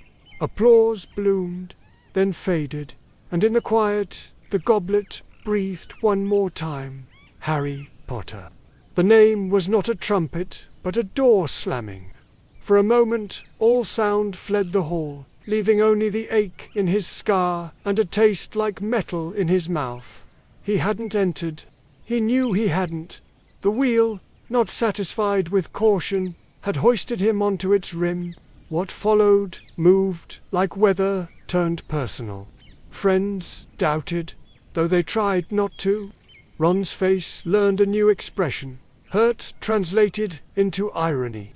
Hermione's eyes demanded the truth and then believed it. Hufflepuff's goodwill soured against him, mocking badges flashing support, Cedric the real champion across the corridors. Fame, he discovered, is a mirror that returns whatever stands before. It envy adoration, fear and offers no correction. He felt again the cupboard's cold, the world smalling around him, and yet he kept walking. Sometimes courage is not a leap, but the refusal to sit. Moody strode through lessons with a kind of violent care, teaching unforgivable curses not as spectacle but as anatomy. He placed pain where students could see it, and in their flinches Harry recognized a harsher truth. Evil is not the thing in the book, it's the thing in the room. The curses were not just spells. They were decisions sharpened into action. Moody's mantra constant vigilance etched itself into Harry's bones, not as paranoia, but as attention. The steady gaze that refuses to be charmed by easy stories. The first task loomed, smoke-scented and rumor-ridden: dragons. The word moved through the school like a hot secret. Hagrid's eyes were bright with awe and apology when he showed Harry the truth. In the shadow-scaled bodies, the size of houses, ancient anger tethered by chains. In their breath Harry felt the earth's old fire. In their eyes he saw the past that never forgives. He could not outmuscle them. He would have to outlaw himself. In the days before the task, time thinned. Harry studied maps, practiced summoning charms, watched the air for answers as if it were a page. Cedric shared a nod in the corridor that felt like a handshake from a better world. Fleur carried her confidence like perfume. Crumb trained with the solitude of someone who belonged to no nation but his own will. Harry walked the grounds at dusk, counting his breaths. In Maslow's ladder there is a rung named esteem, but what he sought now was not applause, it was competence. The quiet grace of being equal to the moment that arrives. The boy inside him, who had ridden a broom like a promise, remembered that the sky is not a ceiling. It is a condition. The morning broke clear, then filled with smoke and nerves. The arena roared. The stands had the bright hunger of theatres, the hush before the curtain lifts. Bagman's cheerful voice rolled over them all, harmless as lace. Beneath it dragons paced and clinked their chains like coins in a god's pocket. Harry drew the miniature dragon from the bag Hungarian horntail. Fiercest of the four, and felt the strange serenity that sometimes visits right before terror begins. Fear washed over him and left him standing. When his name was called, he entered the enclosure, and the world shrank to rock, wind, and heat. The horntail uncoiled, all angles and furnace breath, a creature who had never believed in forgiveness. The golden egg gleamed like a dare. For an instant the childhood thrill of flying flashed through him, 2 inches beyond reach. He raised his wand and felt the attention of the universe contract to a thin, bright line. Accio, the word leapt like a bridge. Somewhere in the castle, Wood remembered a hand and flew. In that heartbeat of waiting, time yawned wide, exposing its teeth. The horntail lunged. Harry hurled himself sideways, stone shaved his shoulder, and the sky tore open his broom, skimming into his palm as if the past had arrived to escort the present. He mounted and felt the world alter around him. Height redrew the problem into geometry. The dragon belched fire that smelled like old battles. Harry rode the air in narrow loops and cruel feints, not trying to dominate, but to distract, to make the creature spend itself on rage while he spent himself on sight. The crowd became weather again, far irrelevant. He saw it, then the angle, the heartbeat, the seam between the wing's arc and the keeper's chain. He drew the dragon wide, let it taste victory, then cut beneath the claw so close the air itself cried out. His fingers closed on the egg. The world slammed back into the size of a stadium. The roar broke over him like rain. The horntail screamed its fury into rock and sky, but he was already rising, higher than anger, circling toward the ground with the prize and a body ringing with the lightest kind of pain, the kind that proves you are awake. Back on Earth, applause hit like surf. Fleur's eyes held reluctant respect. Crumb's chin dipped a small degree. Cedric grinned, the way a good man grins when good things happen to other people. Harry exhaled and felt the tremor in his hands subside. He had not defeated the dragon so much as refused to agree to its terms. Power, he was learning, is most itself when it chooses its own scale. The judges parceled out points like weather gods granting harvests. Bagman's praise fluttered. The stands swarmed with congratulations that felt too loud for the moment's interior shape. In the hospital tent, Madame Pomfrey scolded his recklessness while kindness stitched his scrapes. Hermione arrived with eyes bright and voice brisk, admonishing and proud in one breath. Ron came last, awkward as a door that has stuck. His apology was not eloquent, but it was honest. They laughed at their own stubbornness, and the laugh was the kind that quells old misunderstandings. Friendship, it turned out, is not the absence of doubt, but the willingness to stop feeding it. The days after the first task felt suspended, a high shelf of weather between storms. Snow dusted the lawns. The lake held its breath. Hogwarts dressed itself for winter with a splendor half ritual, half jocked garlands and frost. The castle's draughty bones warmed by music. The Yule Ball's approach filled the corridors with a different terror, the ancient, ordinary fear of asking and being refused. Even champions blanch before the small dragons of the heart. Harry discovered that courage on a broom is not the same courage one needs to cross a room and speak. In that humility lived a gentleness he didn't yet know to name. When the night came, the great hall turned to crystal and candle. Students moved like the idea of adulthood, wearing borrowed shoes.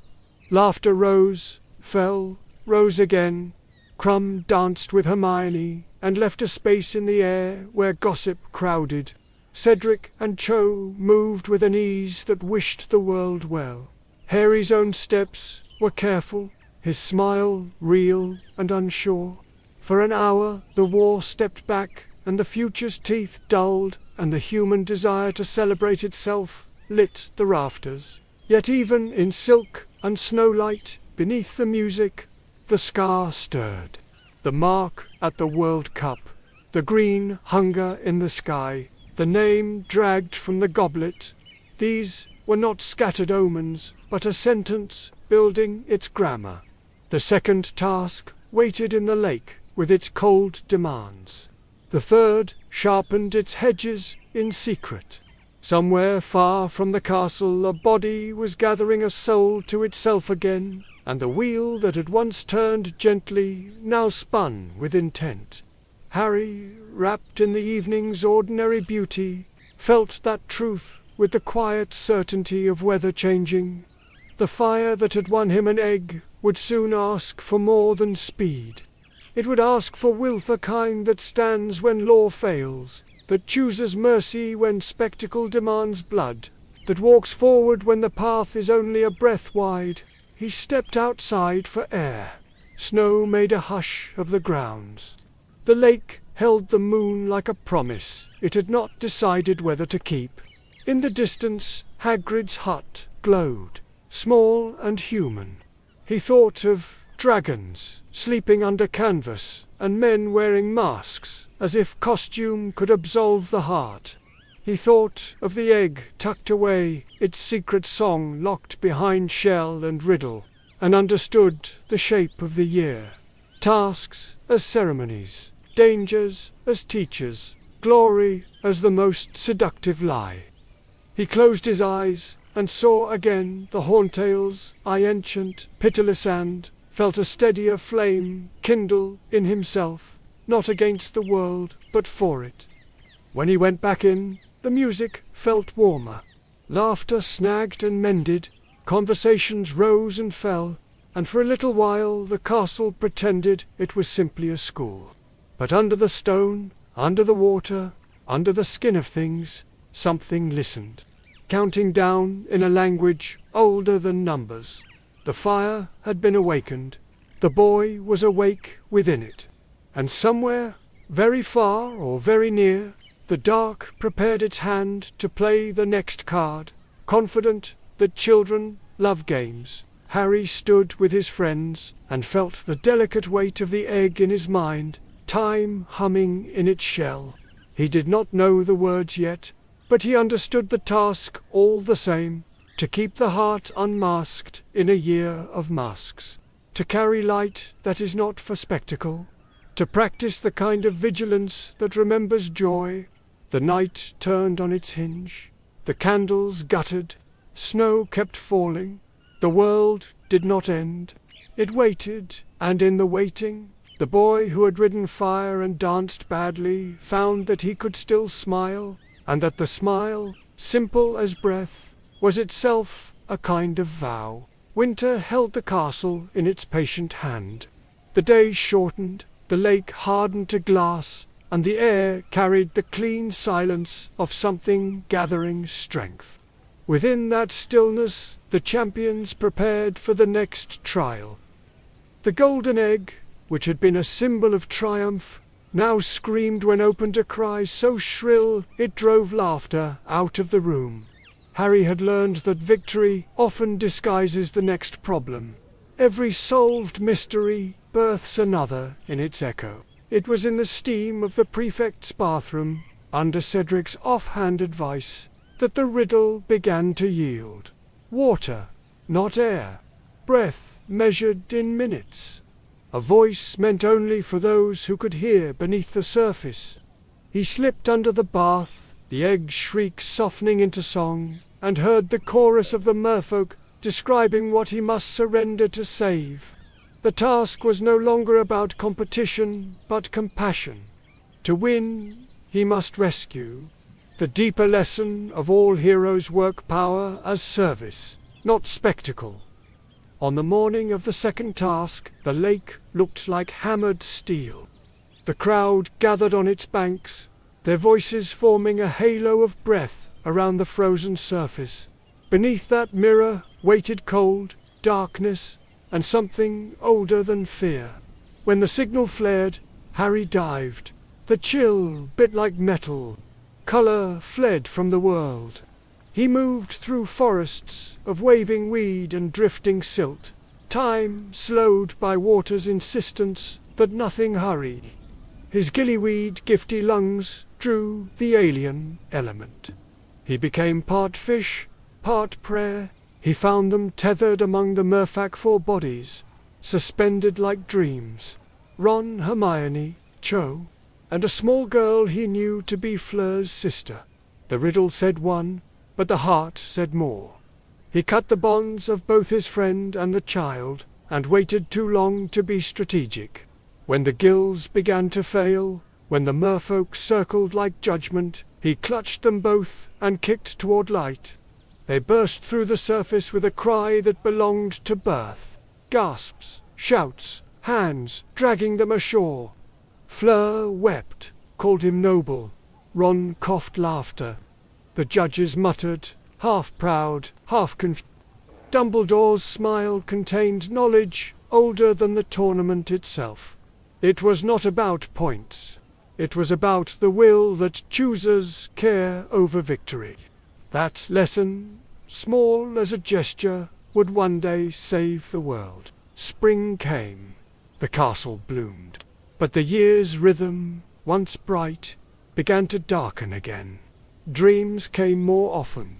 Corridors lit by green light, laughter turned to screams, a graveyard beneath a dead yew tree. The scar burned as though remembering an instruction the rest of him had not yet received. Even laughter now seemed like an intermission between storms. Harry moved through his days alert, half inside another world. Ron and Hermione watched, helpless, loyal. There are journeys friends can accompany only so far. Then came the maze. It grew across the Quidditch pitch, like something the earth itself had decided to reclaim. Hedges towered higher than roofs, their leaves whispering without wind. The night of the final task, the air hung heavy with anticipation. Torches burned blue. The crowd's excitement felt brittle, the way glass feels before it breaks. Harry entered the maze with Cedric at his side, their rivalry tempered into camaraderie. They nodded the simplest of covenants. We go in as competitors, we come out as men who tried to be good. The maze swallowed them whole. Paths curved and changed. Shadows whispered. The world reduced itself to breath, heartbeat, and decision. Sphinx asked riddles that were really reflections. Spells flashed, branches clawed.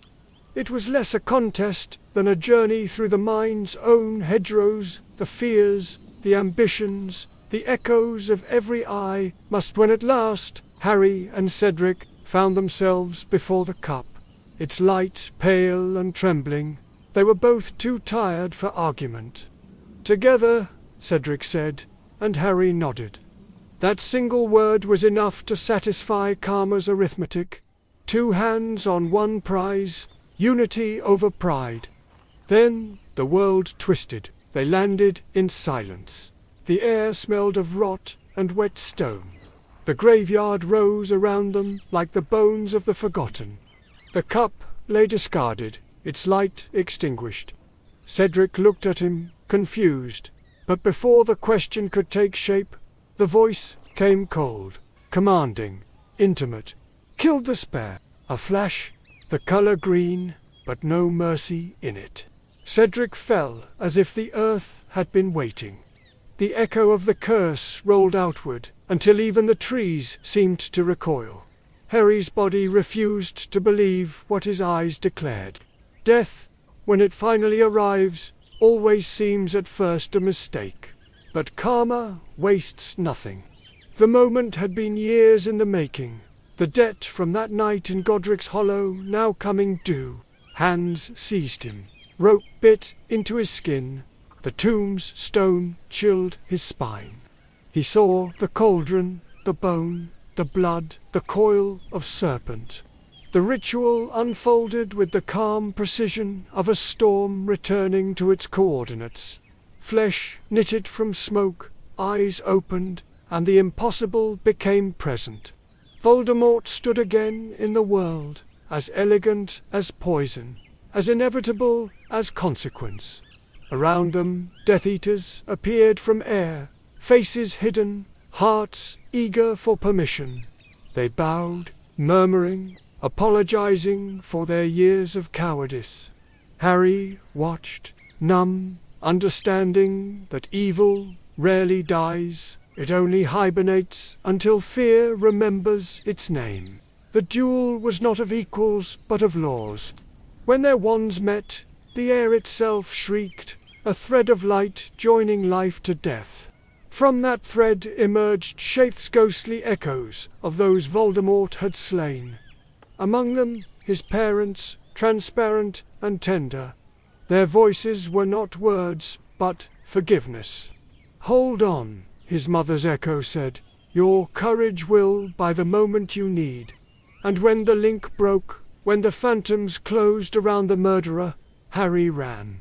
He did not win, he escaped. Yet in the cosmos's subtler grammar, escape can be the first form of victory. He returned with the body of Cedric, the cup's false gleam still clutched in his hand. The crowd's cheer faltered, turned to scream, and the truth fell among them like a star dying. In that moment, Hogwarts ceased to be merely a school. It became a country of mourning. The boy who had once been the world's miracle was now its witness. He could still feel the graveyard in his bones, the thin smell of smoke and old earth. He tried to speak, to tell them Voldemort was alive again, but his voice carried the weight of disbelief it met. Truth often arrives ahead of comprehension. In the infirmary later, Dumbledore's eyes were not shocked, but anciently sad. "The beginning has ended," he murmured. "The rest will be choice." Outside the castle, storms moved through summer skies, their lightning brief and necessary. Fudge's denial was already spreading, the first politics of fear taking root again.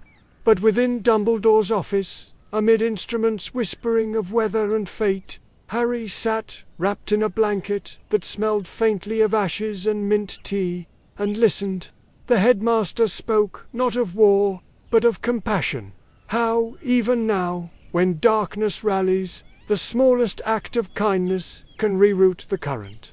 "The difference between you and him," he said, "is not power, Harry, but purpose." That night, alone, Harry thought of Cedric, his open decency, his last word, together. The graveyard lived behind his eyelids, but so did that word. He understood that courage without kindness was only fury, dressed for battle. The fire he carried had to learn patience. The will that awakened in him had to serve something larger than survival. For the first time he saw his role not as chosen, but as volunteer. Destiny might have pointed, but he had stepped forward on his own feet. When the train carried them away from the castle, its wheels sounded slower, older, as if the machinery of childhood were finally winding down. Outside, the fields glowed with the long light of late afternoon. Ron and Hermione sat close, their silence a comfort rather than absence. No one spoke of Cedric, but his name filled the carriage like incense grief that had learned reverence. The newspapers would shout, the ministry would deny, the world would debate, but within Harry something had settled. The wheel had turned through flame. He was still here. He watched the horizon slip by and thought of the dragon, the lake, the maze, and the graveyard, all parts of one lesson, that fear, love, and loss are not separate realms but stages of one human season. The boy who had once flown for applause now travelled quietly, carrying no trophy, only awareness. He knew now what Dumbledore meant by purpose. To live well was not to conquer death, but to refuse to let it instruct the heart. The fire within him no longer needed to burn high, it needed to burn steady. The train slowed, brakes singing, steam rolled past the windows like departing ghosts. He could see the barrier ahead, the ordinary world waiting with its noise and daylight. He touched the scar once. It pulsed, faint but calm. In its quiet beat he heard a promise, not of safety, but of endurance. The age of games had ended. The age of meaning had begun. He rose, lifted his trunk, and followed his friends onto the platform. Somewhere behind them, the castle dreamed of coming storms. Somewhere before them, the world awaited its reckoning. Between those two immensities, the boy walked, neither hero nor child, only awake. The sky was pale, the wind warm. He breathed it in, and for the first time since the night of the cup, it did not taste of ashes. The wheel, having turned through fire, now rested for a while in light. And the scar, that old reminder of consequence, lay quiet against his skin, as if even pain sometimes honors silence. The world had grown strangely hushed, as though the air itself had learned to distrust what it once carried freely. Shadows passed across the ministry's polished floors and were called rumors. Fear stalked every corridor of reason, but wore the mask of rationality. To name the darkness was to invite it, so people stopped naming altogether, and silence became their shield. It was not cowardice that held them mute, but the ancient reflex of denial, a belief that by refusing to look, one might unmake what was already unfolding. The truth was not yet forbidden, only unfashionable, and that made it all the more dangerous. Voldemort's return was not merely the rise of one man's evil. It was the collective mirror of a world that had chosen comfort over courage. In every denial echoed the old sin of separation, the belief that darkness belonged only to others. The ministry, gleaming with bureaucratic poise, had become the architecture of avoidance.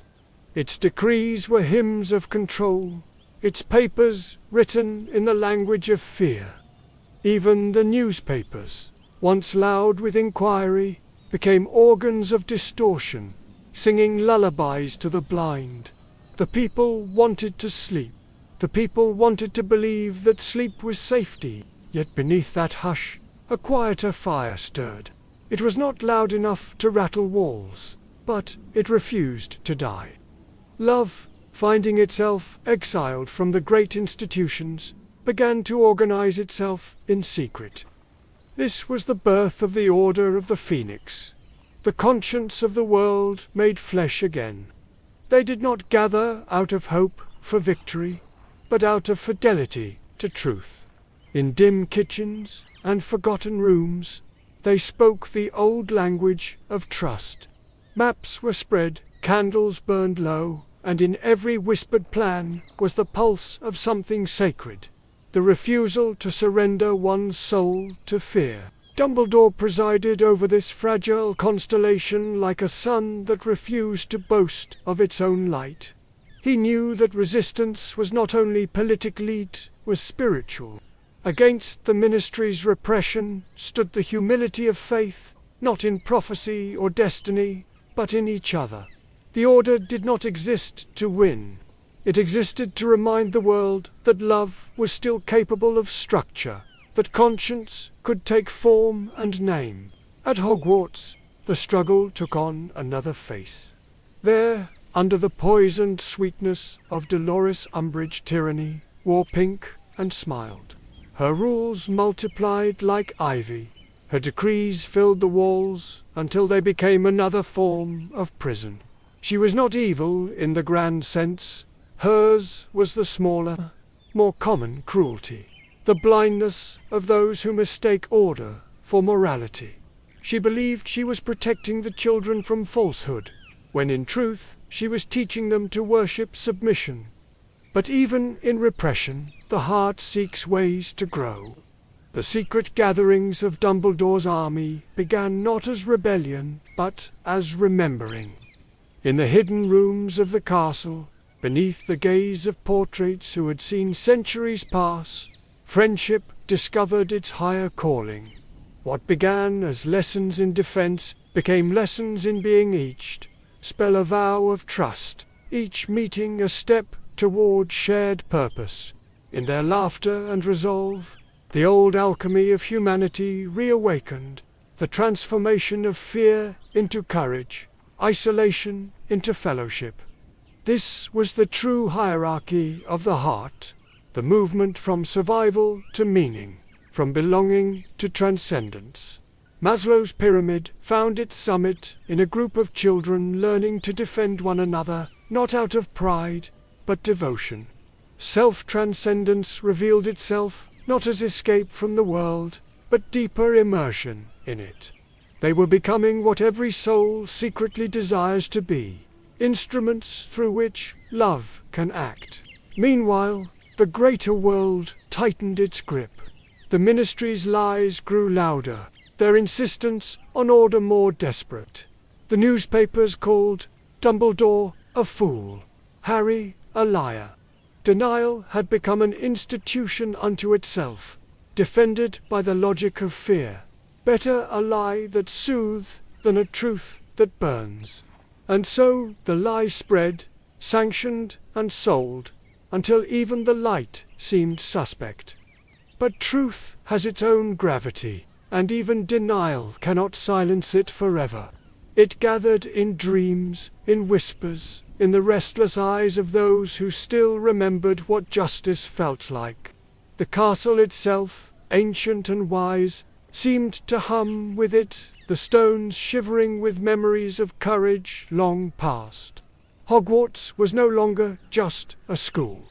It was a living body, and every hidden meeting of the army was its heartbeat. And somewhere within that living body, a prophecy waited, a secret of the mind's deepest corridors. The Department of Mysteries, that vast underworld of thought and destiny, was the soul's own labyrinth. It was not merely a place where prophecies were stored, but where human consciousness itself was tested. To enter it was to walk into the mirror of one's own mind. Corridors of memory, doors of fear, rooms filled with things that could not be named because language had never reached that far. It was there that the prophecy revealed its double-edged, that no savior is born without his opposite, that every light casts the shape of its own shadow. Harry and Voldemort were bound not by destiny, but by the same wound, interpreted differently.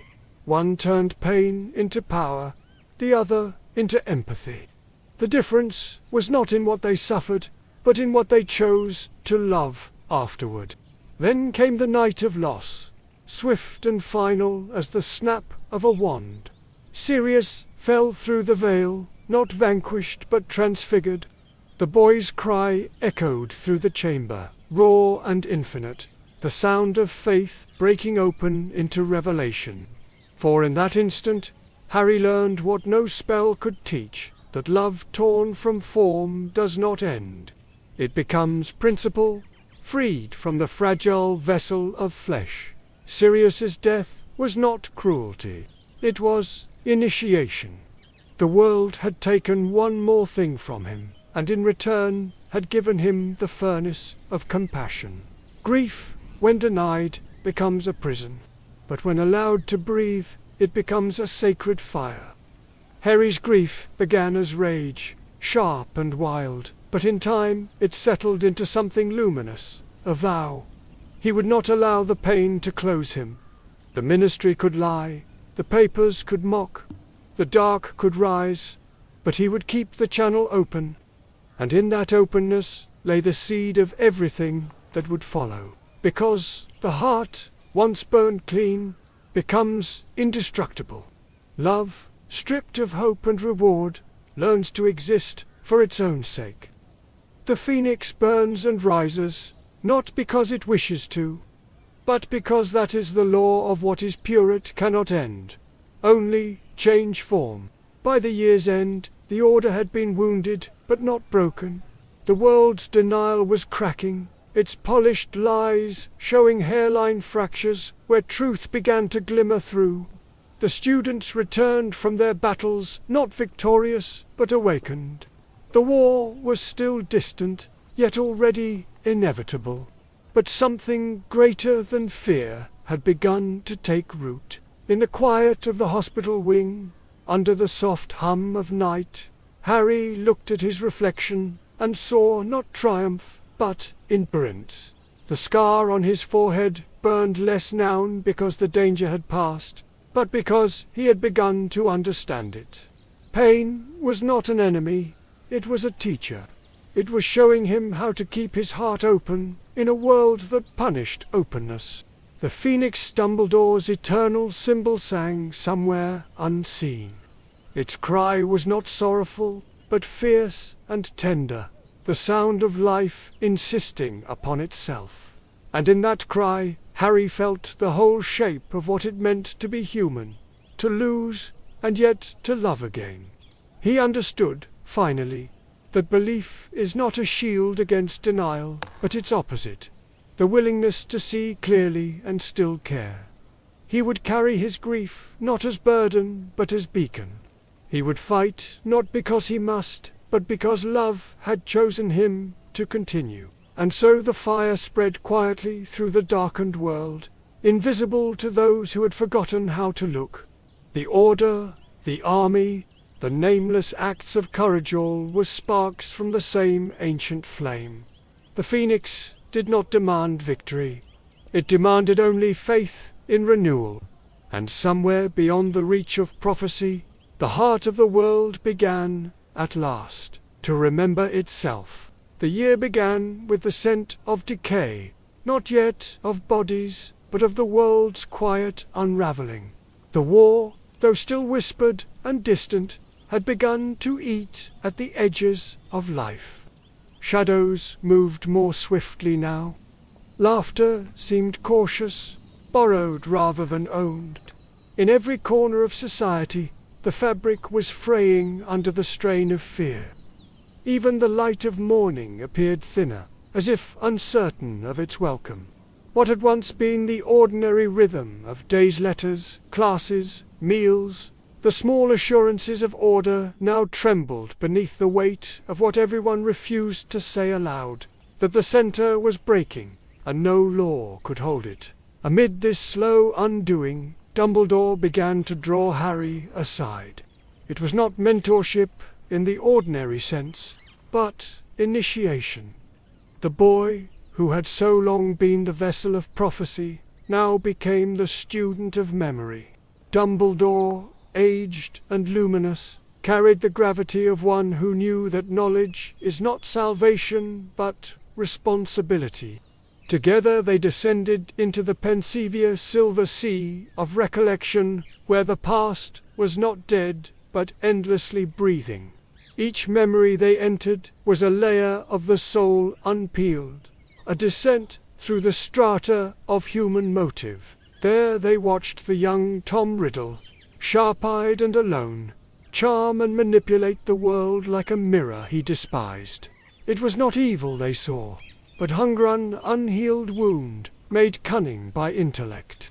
The orphan, who discovered he was special, could not bear the ordinary. He mistook love's absence for proof of superiority. From that misinterpretation, the myth of Voldemort was born. Every cruelty thereafter was a continuation of that first misunderstanding, that to be invulnerable is to be immortal.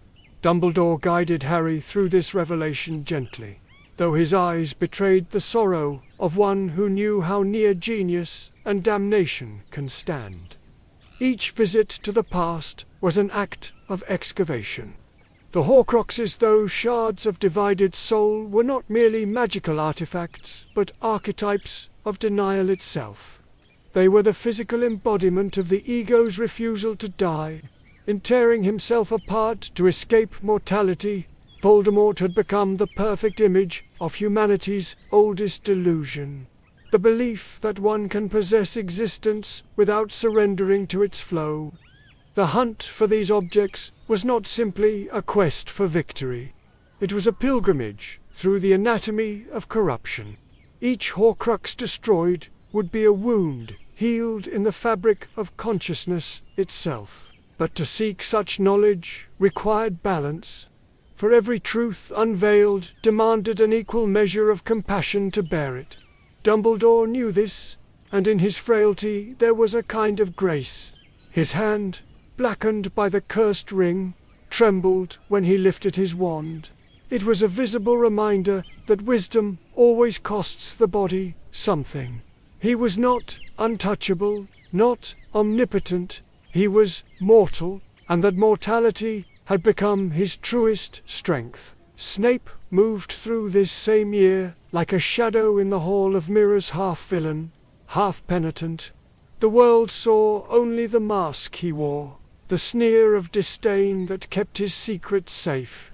Yet behind that mask was a devotion so twisted by guilt that it could no longer recognize itself as love. His allegiance to Dumbledore was both punishment and redemption, a vow forged in the ashes of a woman's death. Every insult he bore, every suspicion he endured, was payment toward a debt that could never be erased. He was the paradox of karma itself, the sinner serving light through darkness. His bitterness was not born of hatred, but of memory unhealed. The war advanced invisibly, letters intercepted, homes invaded, names struck from the rolls of the living. Still, Hogwarts stood, its classrooms flickering like candles in a storm. Within those walls, the illusion of normalcy persisted, and yet something vital had changed. The students sensed it in Dumbledore's silences, in the way he watched the sky as if expecting it to fall. Harry, too, was changing, less the child of destiny now, more the apprentice of mortality. The lessons became darker, the air colder. Dumbledore led him not only through history, but into empathy. To understand evil, he seemed to say without words, you must learn to grieve for it. For knowledge, when stripped of compassion, becomes poison, bitter and consuming.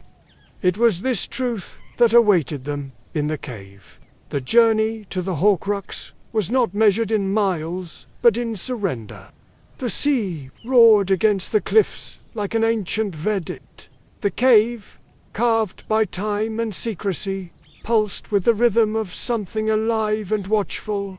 Inside, the air was thick with salt and memory. They stood before the basin of emerald potion, the liquid gleaming with a malignant invitation. Dumbledore's eyes, bright and weary, held Harry's for a moment too long. There was no speech of courage, no ceremony of farewell, only the quiet understanding that the teacher must walk ahead into suffering so that the student might later know the way. He drank, and with each swallow came visions of torment, phantoms of failure, the unbearable illusion of helplessness. His voice, breaking, pleaded for release. Harry's hands shook as he forced him to drink again, tears indistinguishable from seawater. It was the most terrible form of mercy, to help another suffer for the sake of light. And in that act, Harry learned the truth that all initiates must face that compassion sometimes demands cruelty, and that love, when purified of sentiment, can bear unbearable weight. When the Inferi rose from the water, pale and countless, it was not merely an attack, but a revelation. They were the embodiment of what happens when the soul refuses death bodies, animated by fear, not life. The fire that Harry cast to drive them back was not just flame, it was will made luminous. Together they escaped, but the light of that ordeal would never fade. Soon after came the night of the tower, the breaking point of all things. The moon hung above Hogwarts like a witness unwilling to speak. The storm gathered not only in the sky, but in every heart within those walls. Dumbledore stood weakened, wand lowered, while the black-clad Death Eaters ascended. And from the shadows, Snape emerged to fulfill the covenant none but he and Dumbledore understood. There was no triumph in his face, only the desolation of necessity. The green light erupted, brief and absolute, and the greatest wizard of the age fell from the height of the world into legend. In that fall was completion. Dumbledore's death was not the shattering of hope, but its transference. The teacher had reached the end of his arc, the surrender of power, so that wisdom might inherit the world. Knowledge, in its purest form, had come to acknowledge its own limit. To die, consciously, willingly, is the final mastery. It is to accept that enlightenment and extinction are the same door opened from opposite sides. The castle mourned without sound. Candles guttered. The lake reflected no stars. Students wept, and even the portraits bowed their painted heads. In the silence that followed, Harry felt a strange clarity. Grief no longer struck him down. It lifted him like wind through hollow bones. For the first time, he understood that Dumbledore's faith in him had never been about prophecy, but about choice. The lamp had passed from one hand to another, and it burned not with certainty, but with quiet resolve. As the funeral pyre rose, the phoenix burst forth once more, its cry fierce enough to pierce the stillness of the earth. Fire became flight, death became continuity. The ashes fell like benediction upon the mourners, and beneath the sorrow, something vast and invisible stirred the turning of an age. Now the student walked alone. The corridors of Hogwarts stretched before him, both home and grave. Behind him, the voices of the living and the dead whispered the same truth, that wisdom does not protect one from pain, but teaches how to bear it without closing the heart. He left the school not as a hero, but as a vessel of what remained unspoken. The world was darker now, but within that darkness glimmered the faint, indestructible light of understanding. Knowledge had done all it could. The rest would belong to faith. The night deepened, the stars withdrew, and the lamp in his hands more trembling, yet unextinguished, became the only promise the world still recognized. And somewhere beyond the horizon of war, the silence after the teacher's passing became the sound of prophecy taking its first breath. The war had stripped the world bare of illusions. Every comfort, every ritual, every corner once safe had been dismantled until only essence remained. Roads that once led home now led only further into exile. Harry moved through this wilderness, with the others beside him, Ron, Hermione, each carrying the same invisible burden. The slow unraveling of everything they had known. There were no more teachers, no castle to return to, no maps except the ones drawn in memory. The great machinery of guidance had fallen silent, leaving them in the ancient landscape of the soul where every choice is solitary and every step a prayer.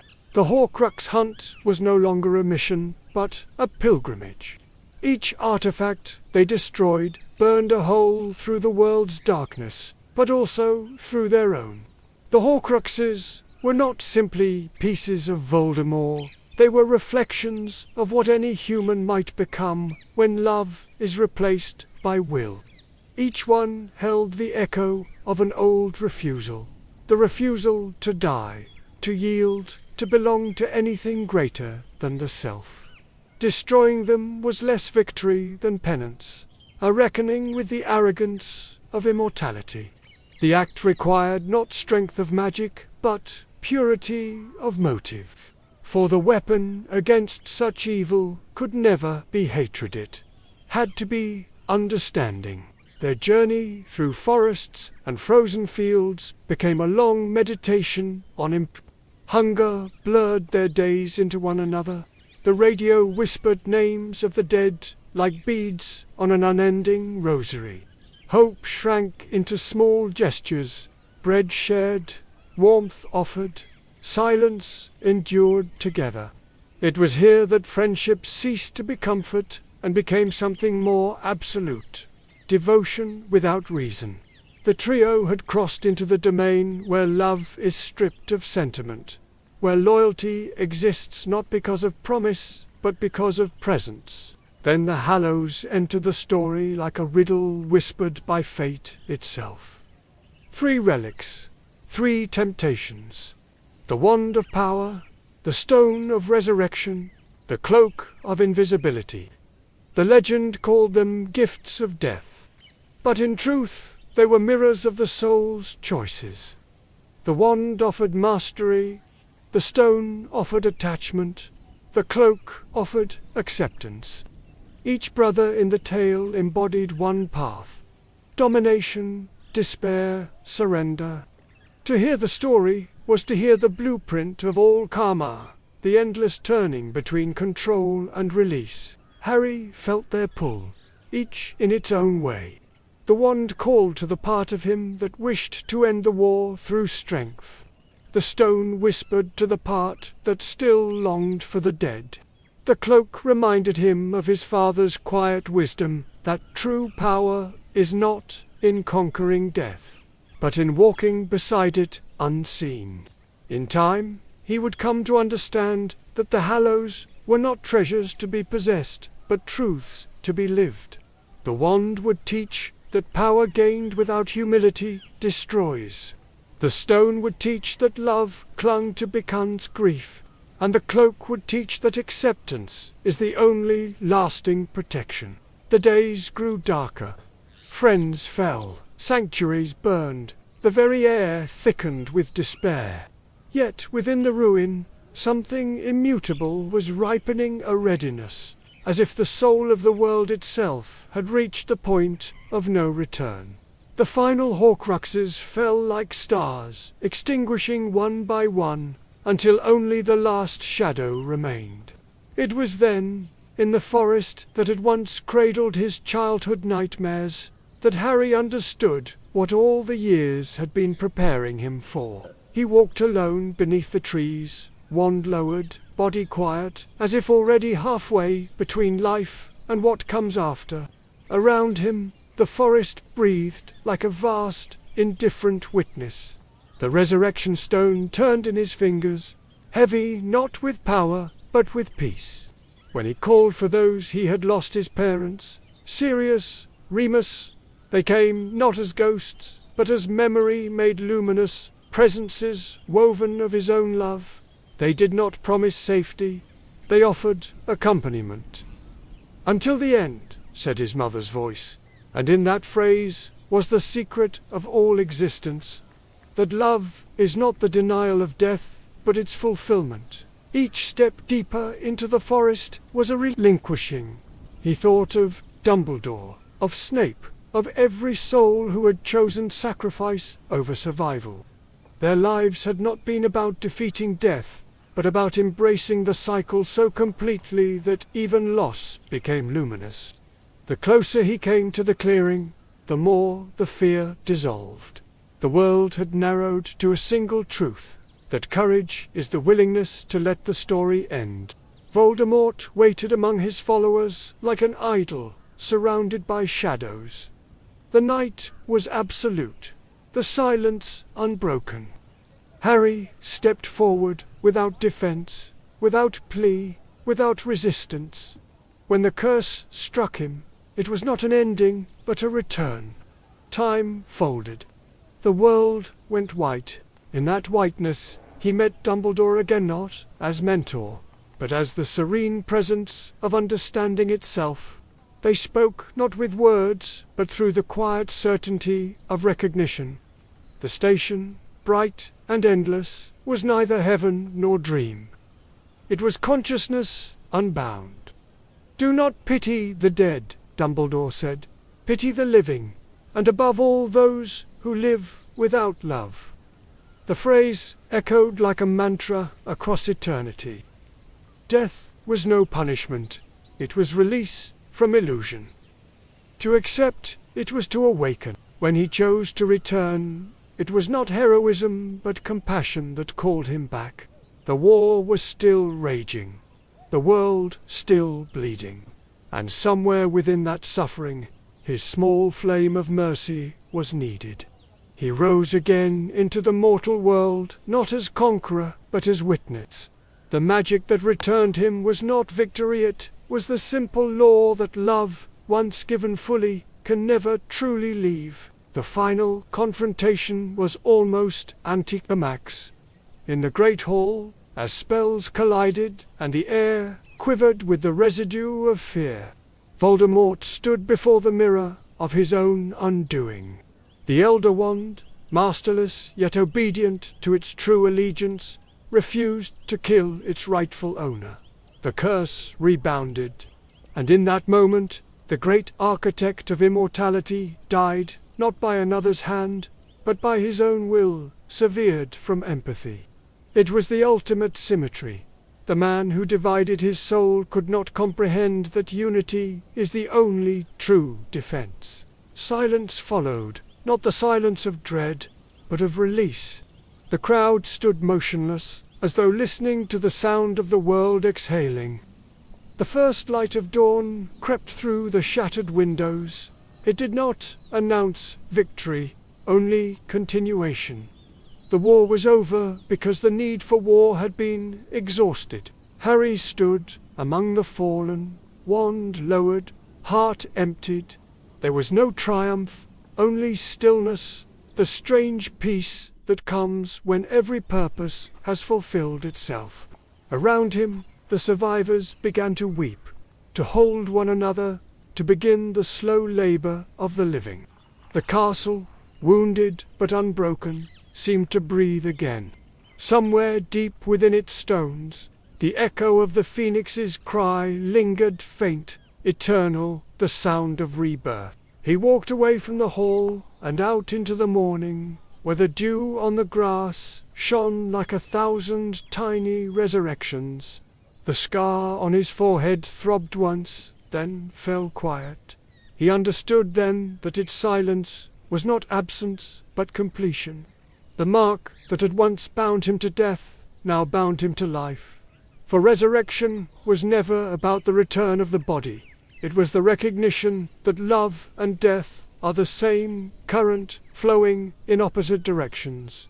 To live fully is to die a little each day. To die willingly is to live without boundary.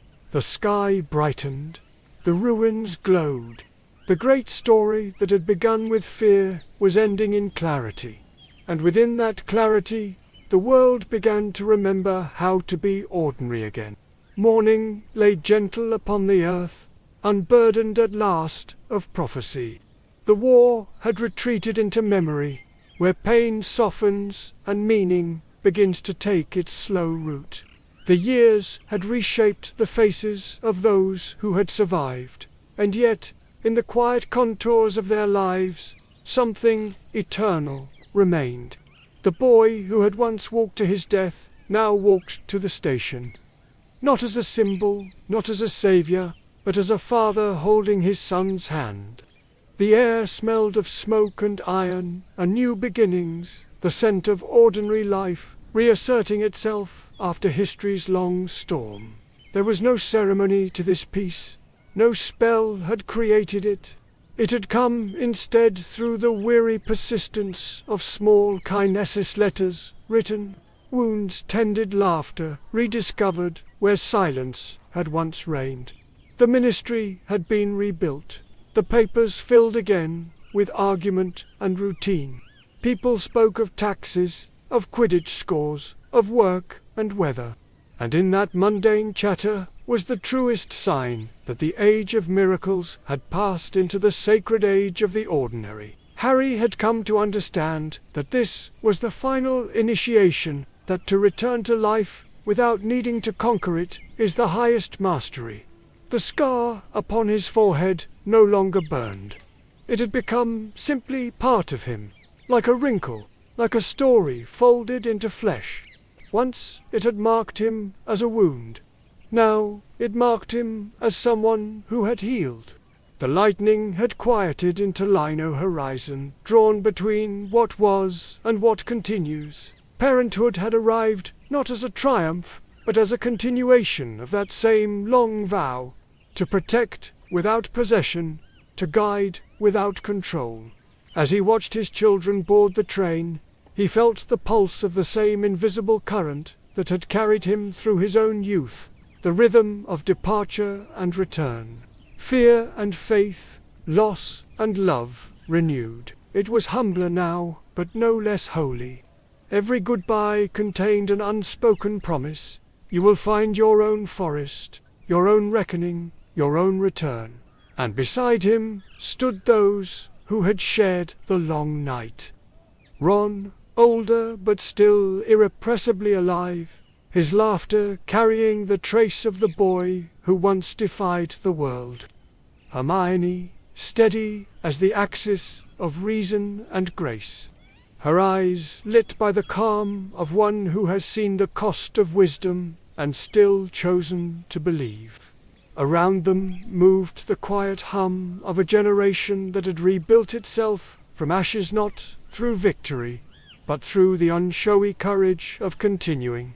There were moments in the stillness of evening when Harry would walk alone beneath the trees near the edge of the village. The forest no longer whispered of doom. It breathed instead with the rhythm of forgiveness. He would pause there, close his eyes, and feel the faint echo of the phoenix that had once cried above Dumbledore's pyre. That sound, though long vanished, lived now in the winder memory of resurrection that required no witness. He had come to understand that peace is not the absence of battle, but the presence of acceptance. It is the still point where all opposites meet, life and death, fear and faith, love and letting go. The scar was his compass, not his burden. It reminded him that every life is both story and silence, and that the meaning of survival is not found in triumph, but in tenderness. To live on after loss is to carry the world within, not as weight, but as offering. He had become, in a quiet and human way, what Dumbledore had once been to him, the one who holds the lamp for others. And the world itself had changed. The children who filled the castle halls now learned not only spells of defense, but histories of compassion. The ghosts in the portraits smiled more icily. Even the paintings of the once stern founders seemed gentler, as though the castle itself had learned humility from its long night of grief. Magic, once equated with power, had become understood as relationship, the thread binding all things seen and unseen.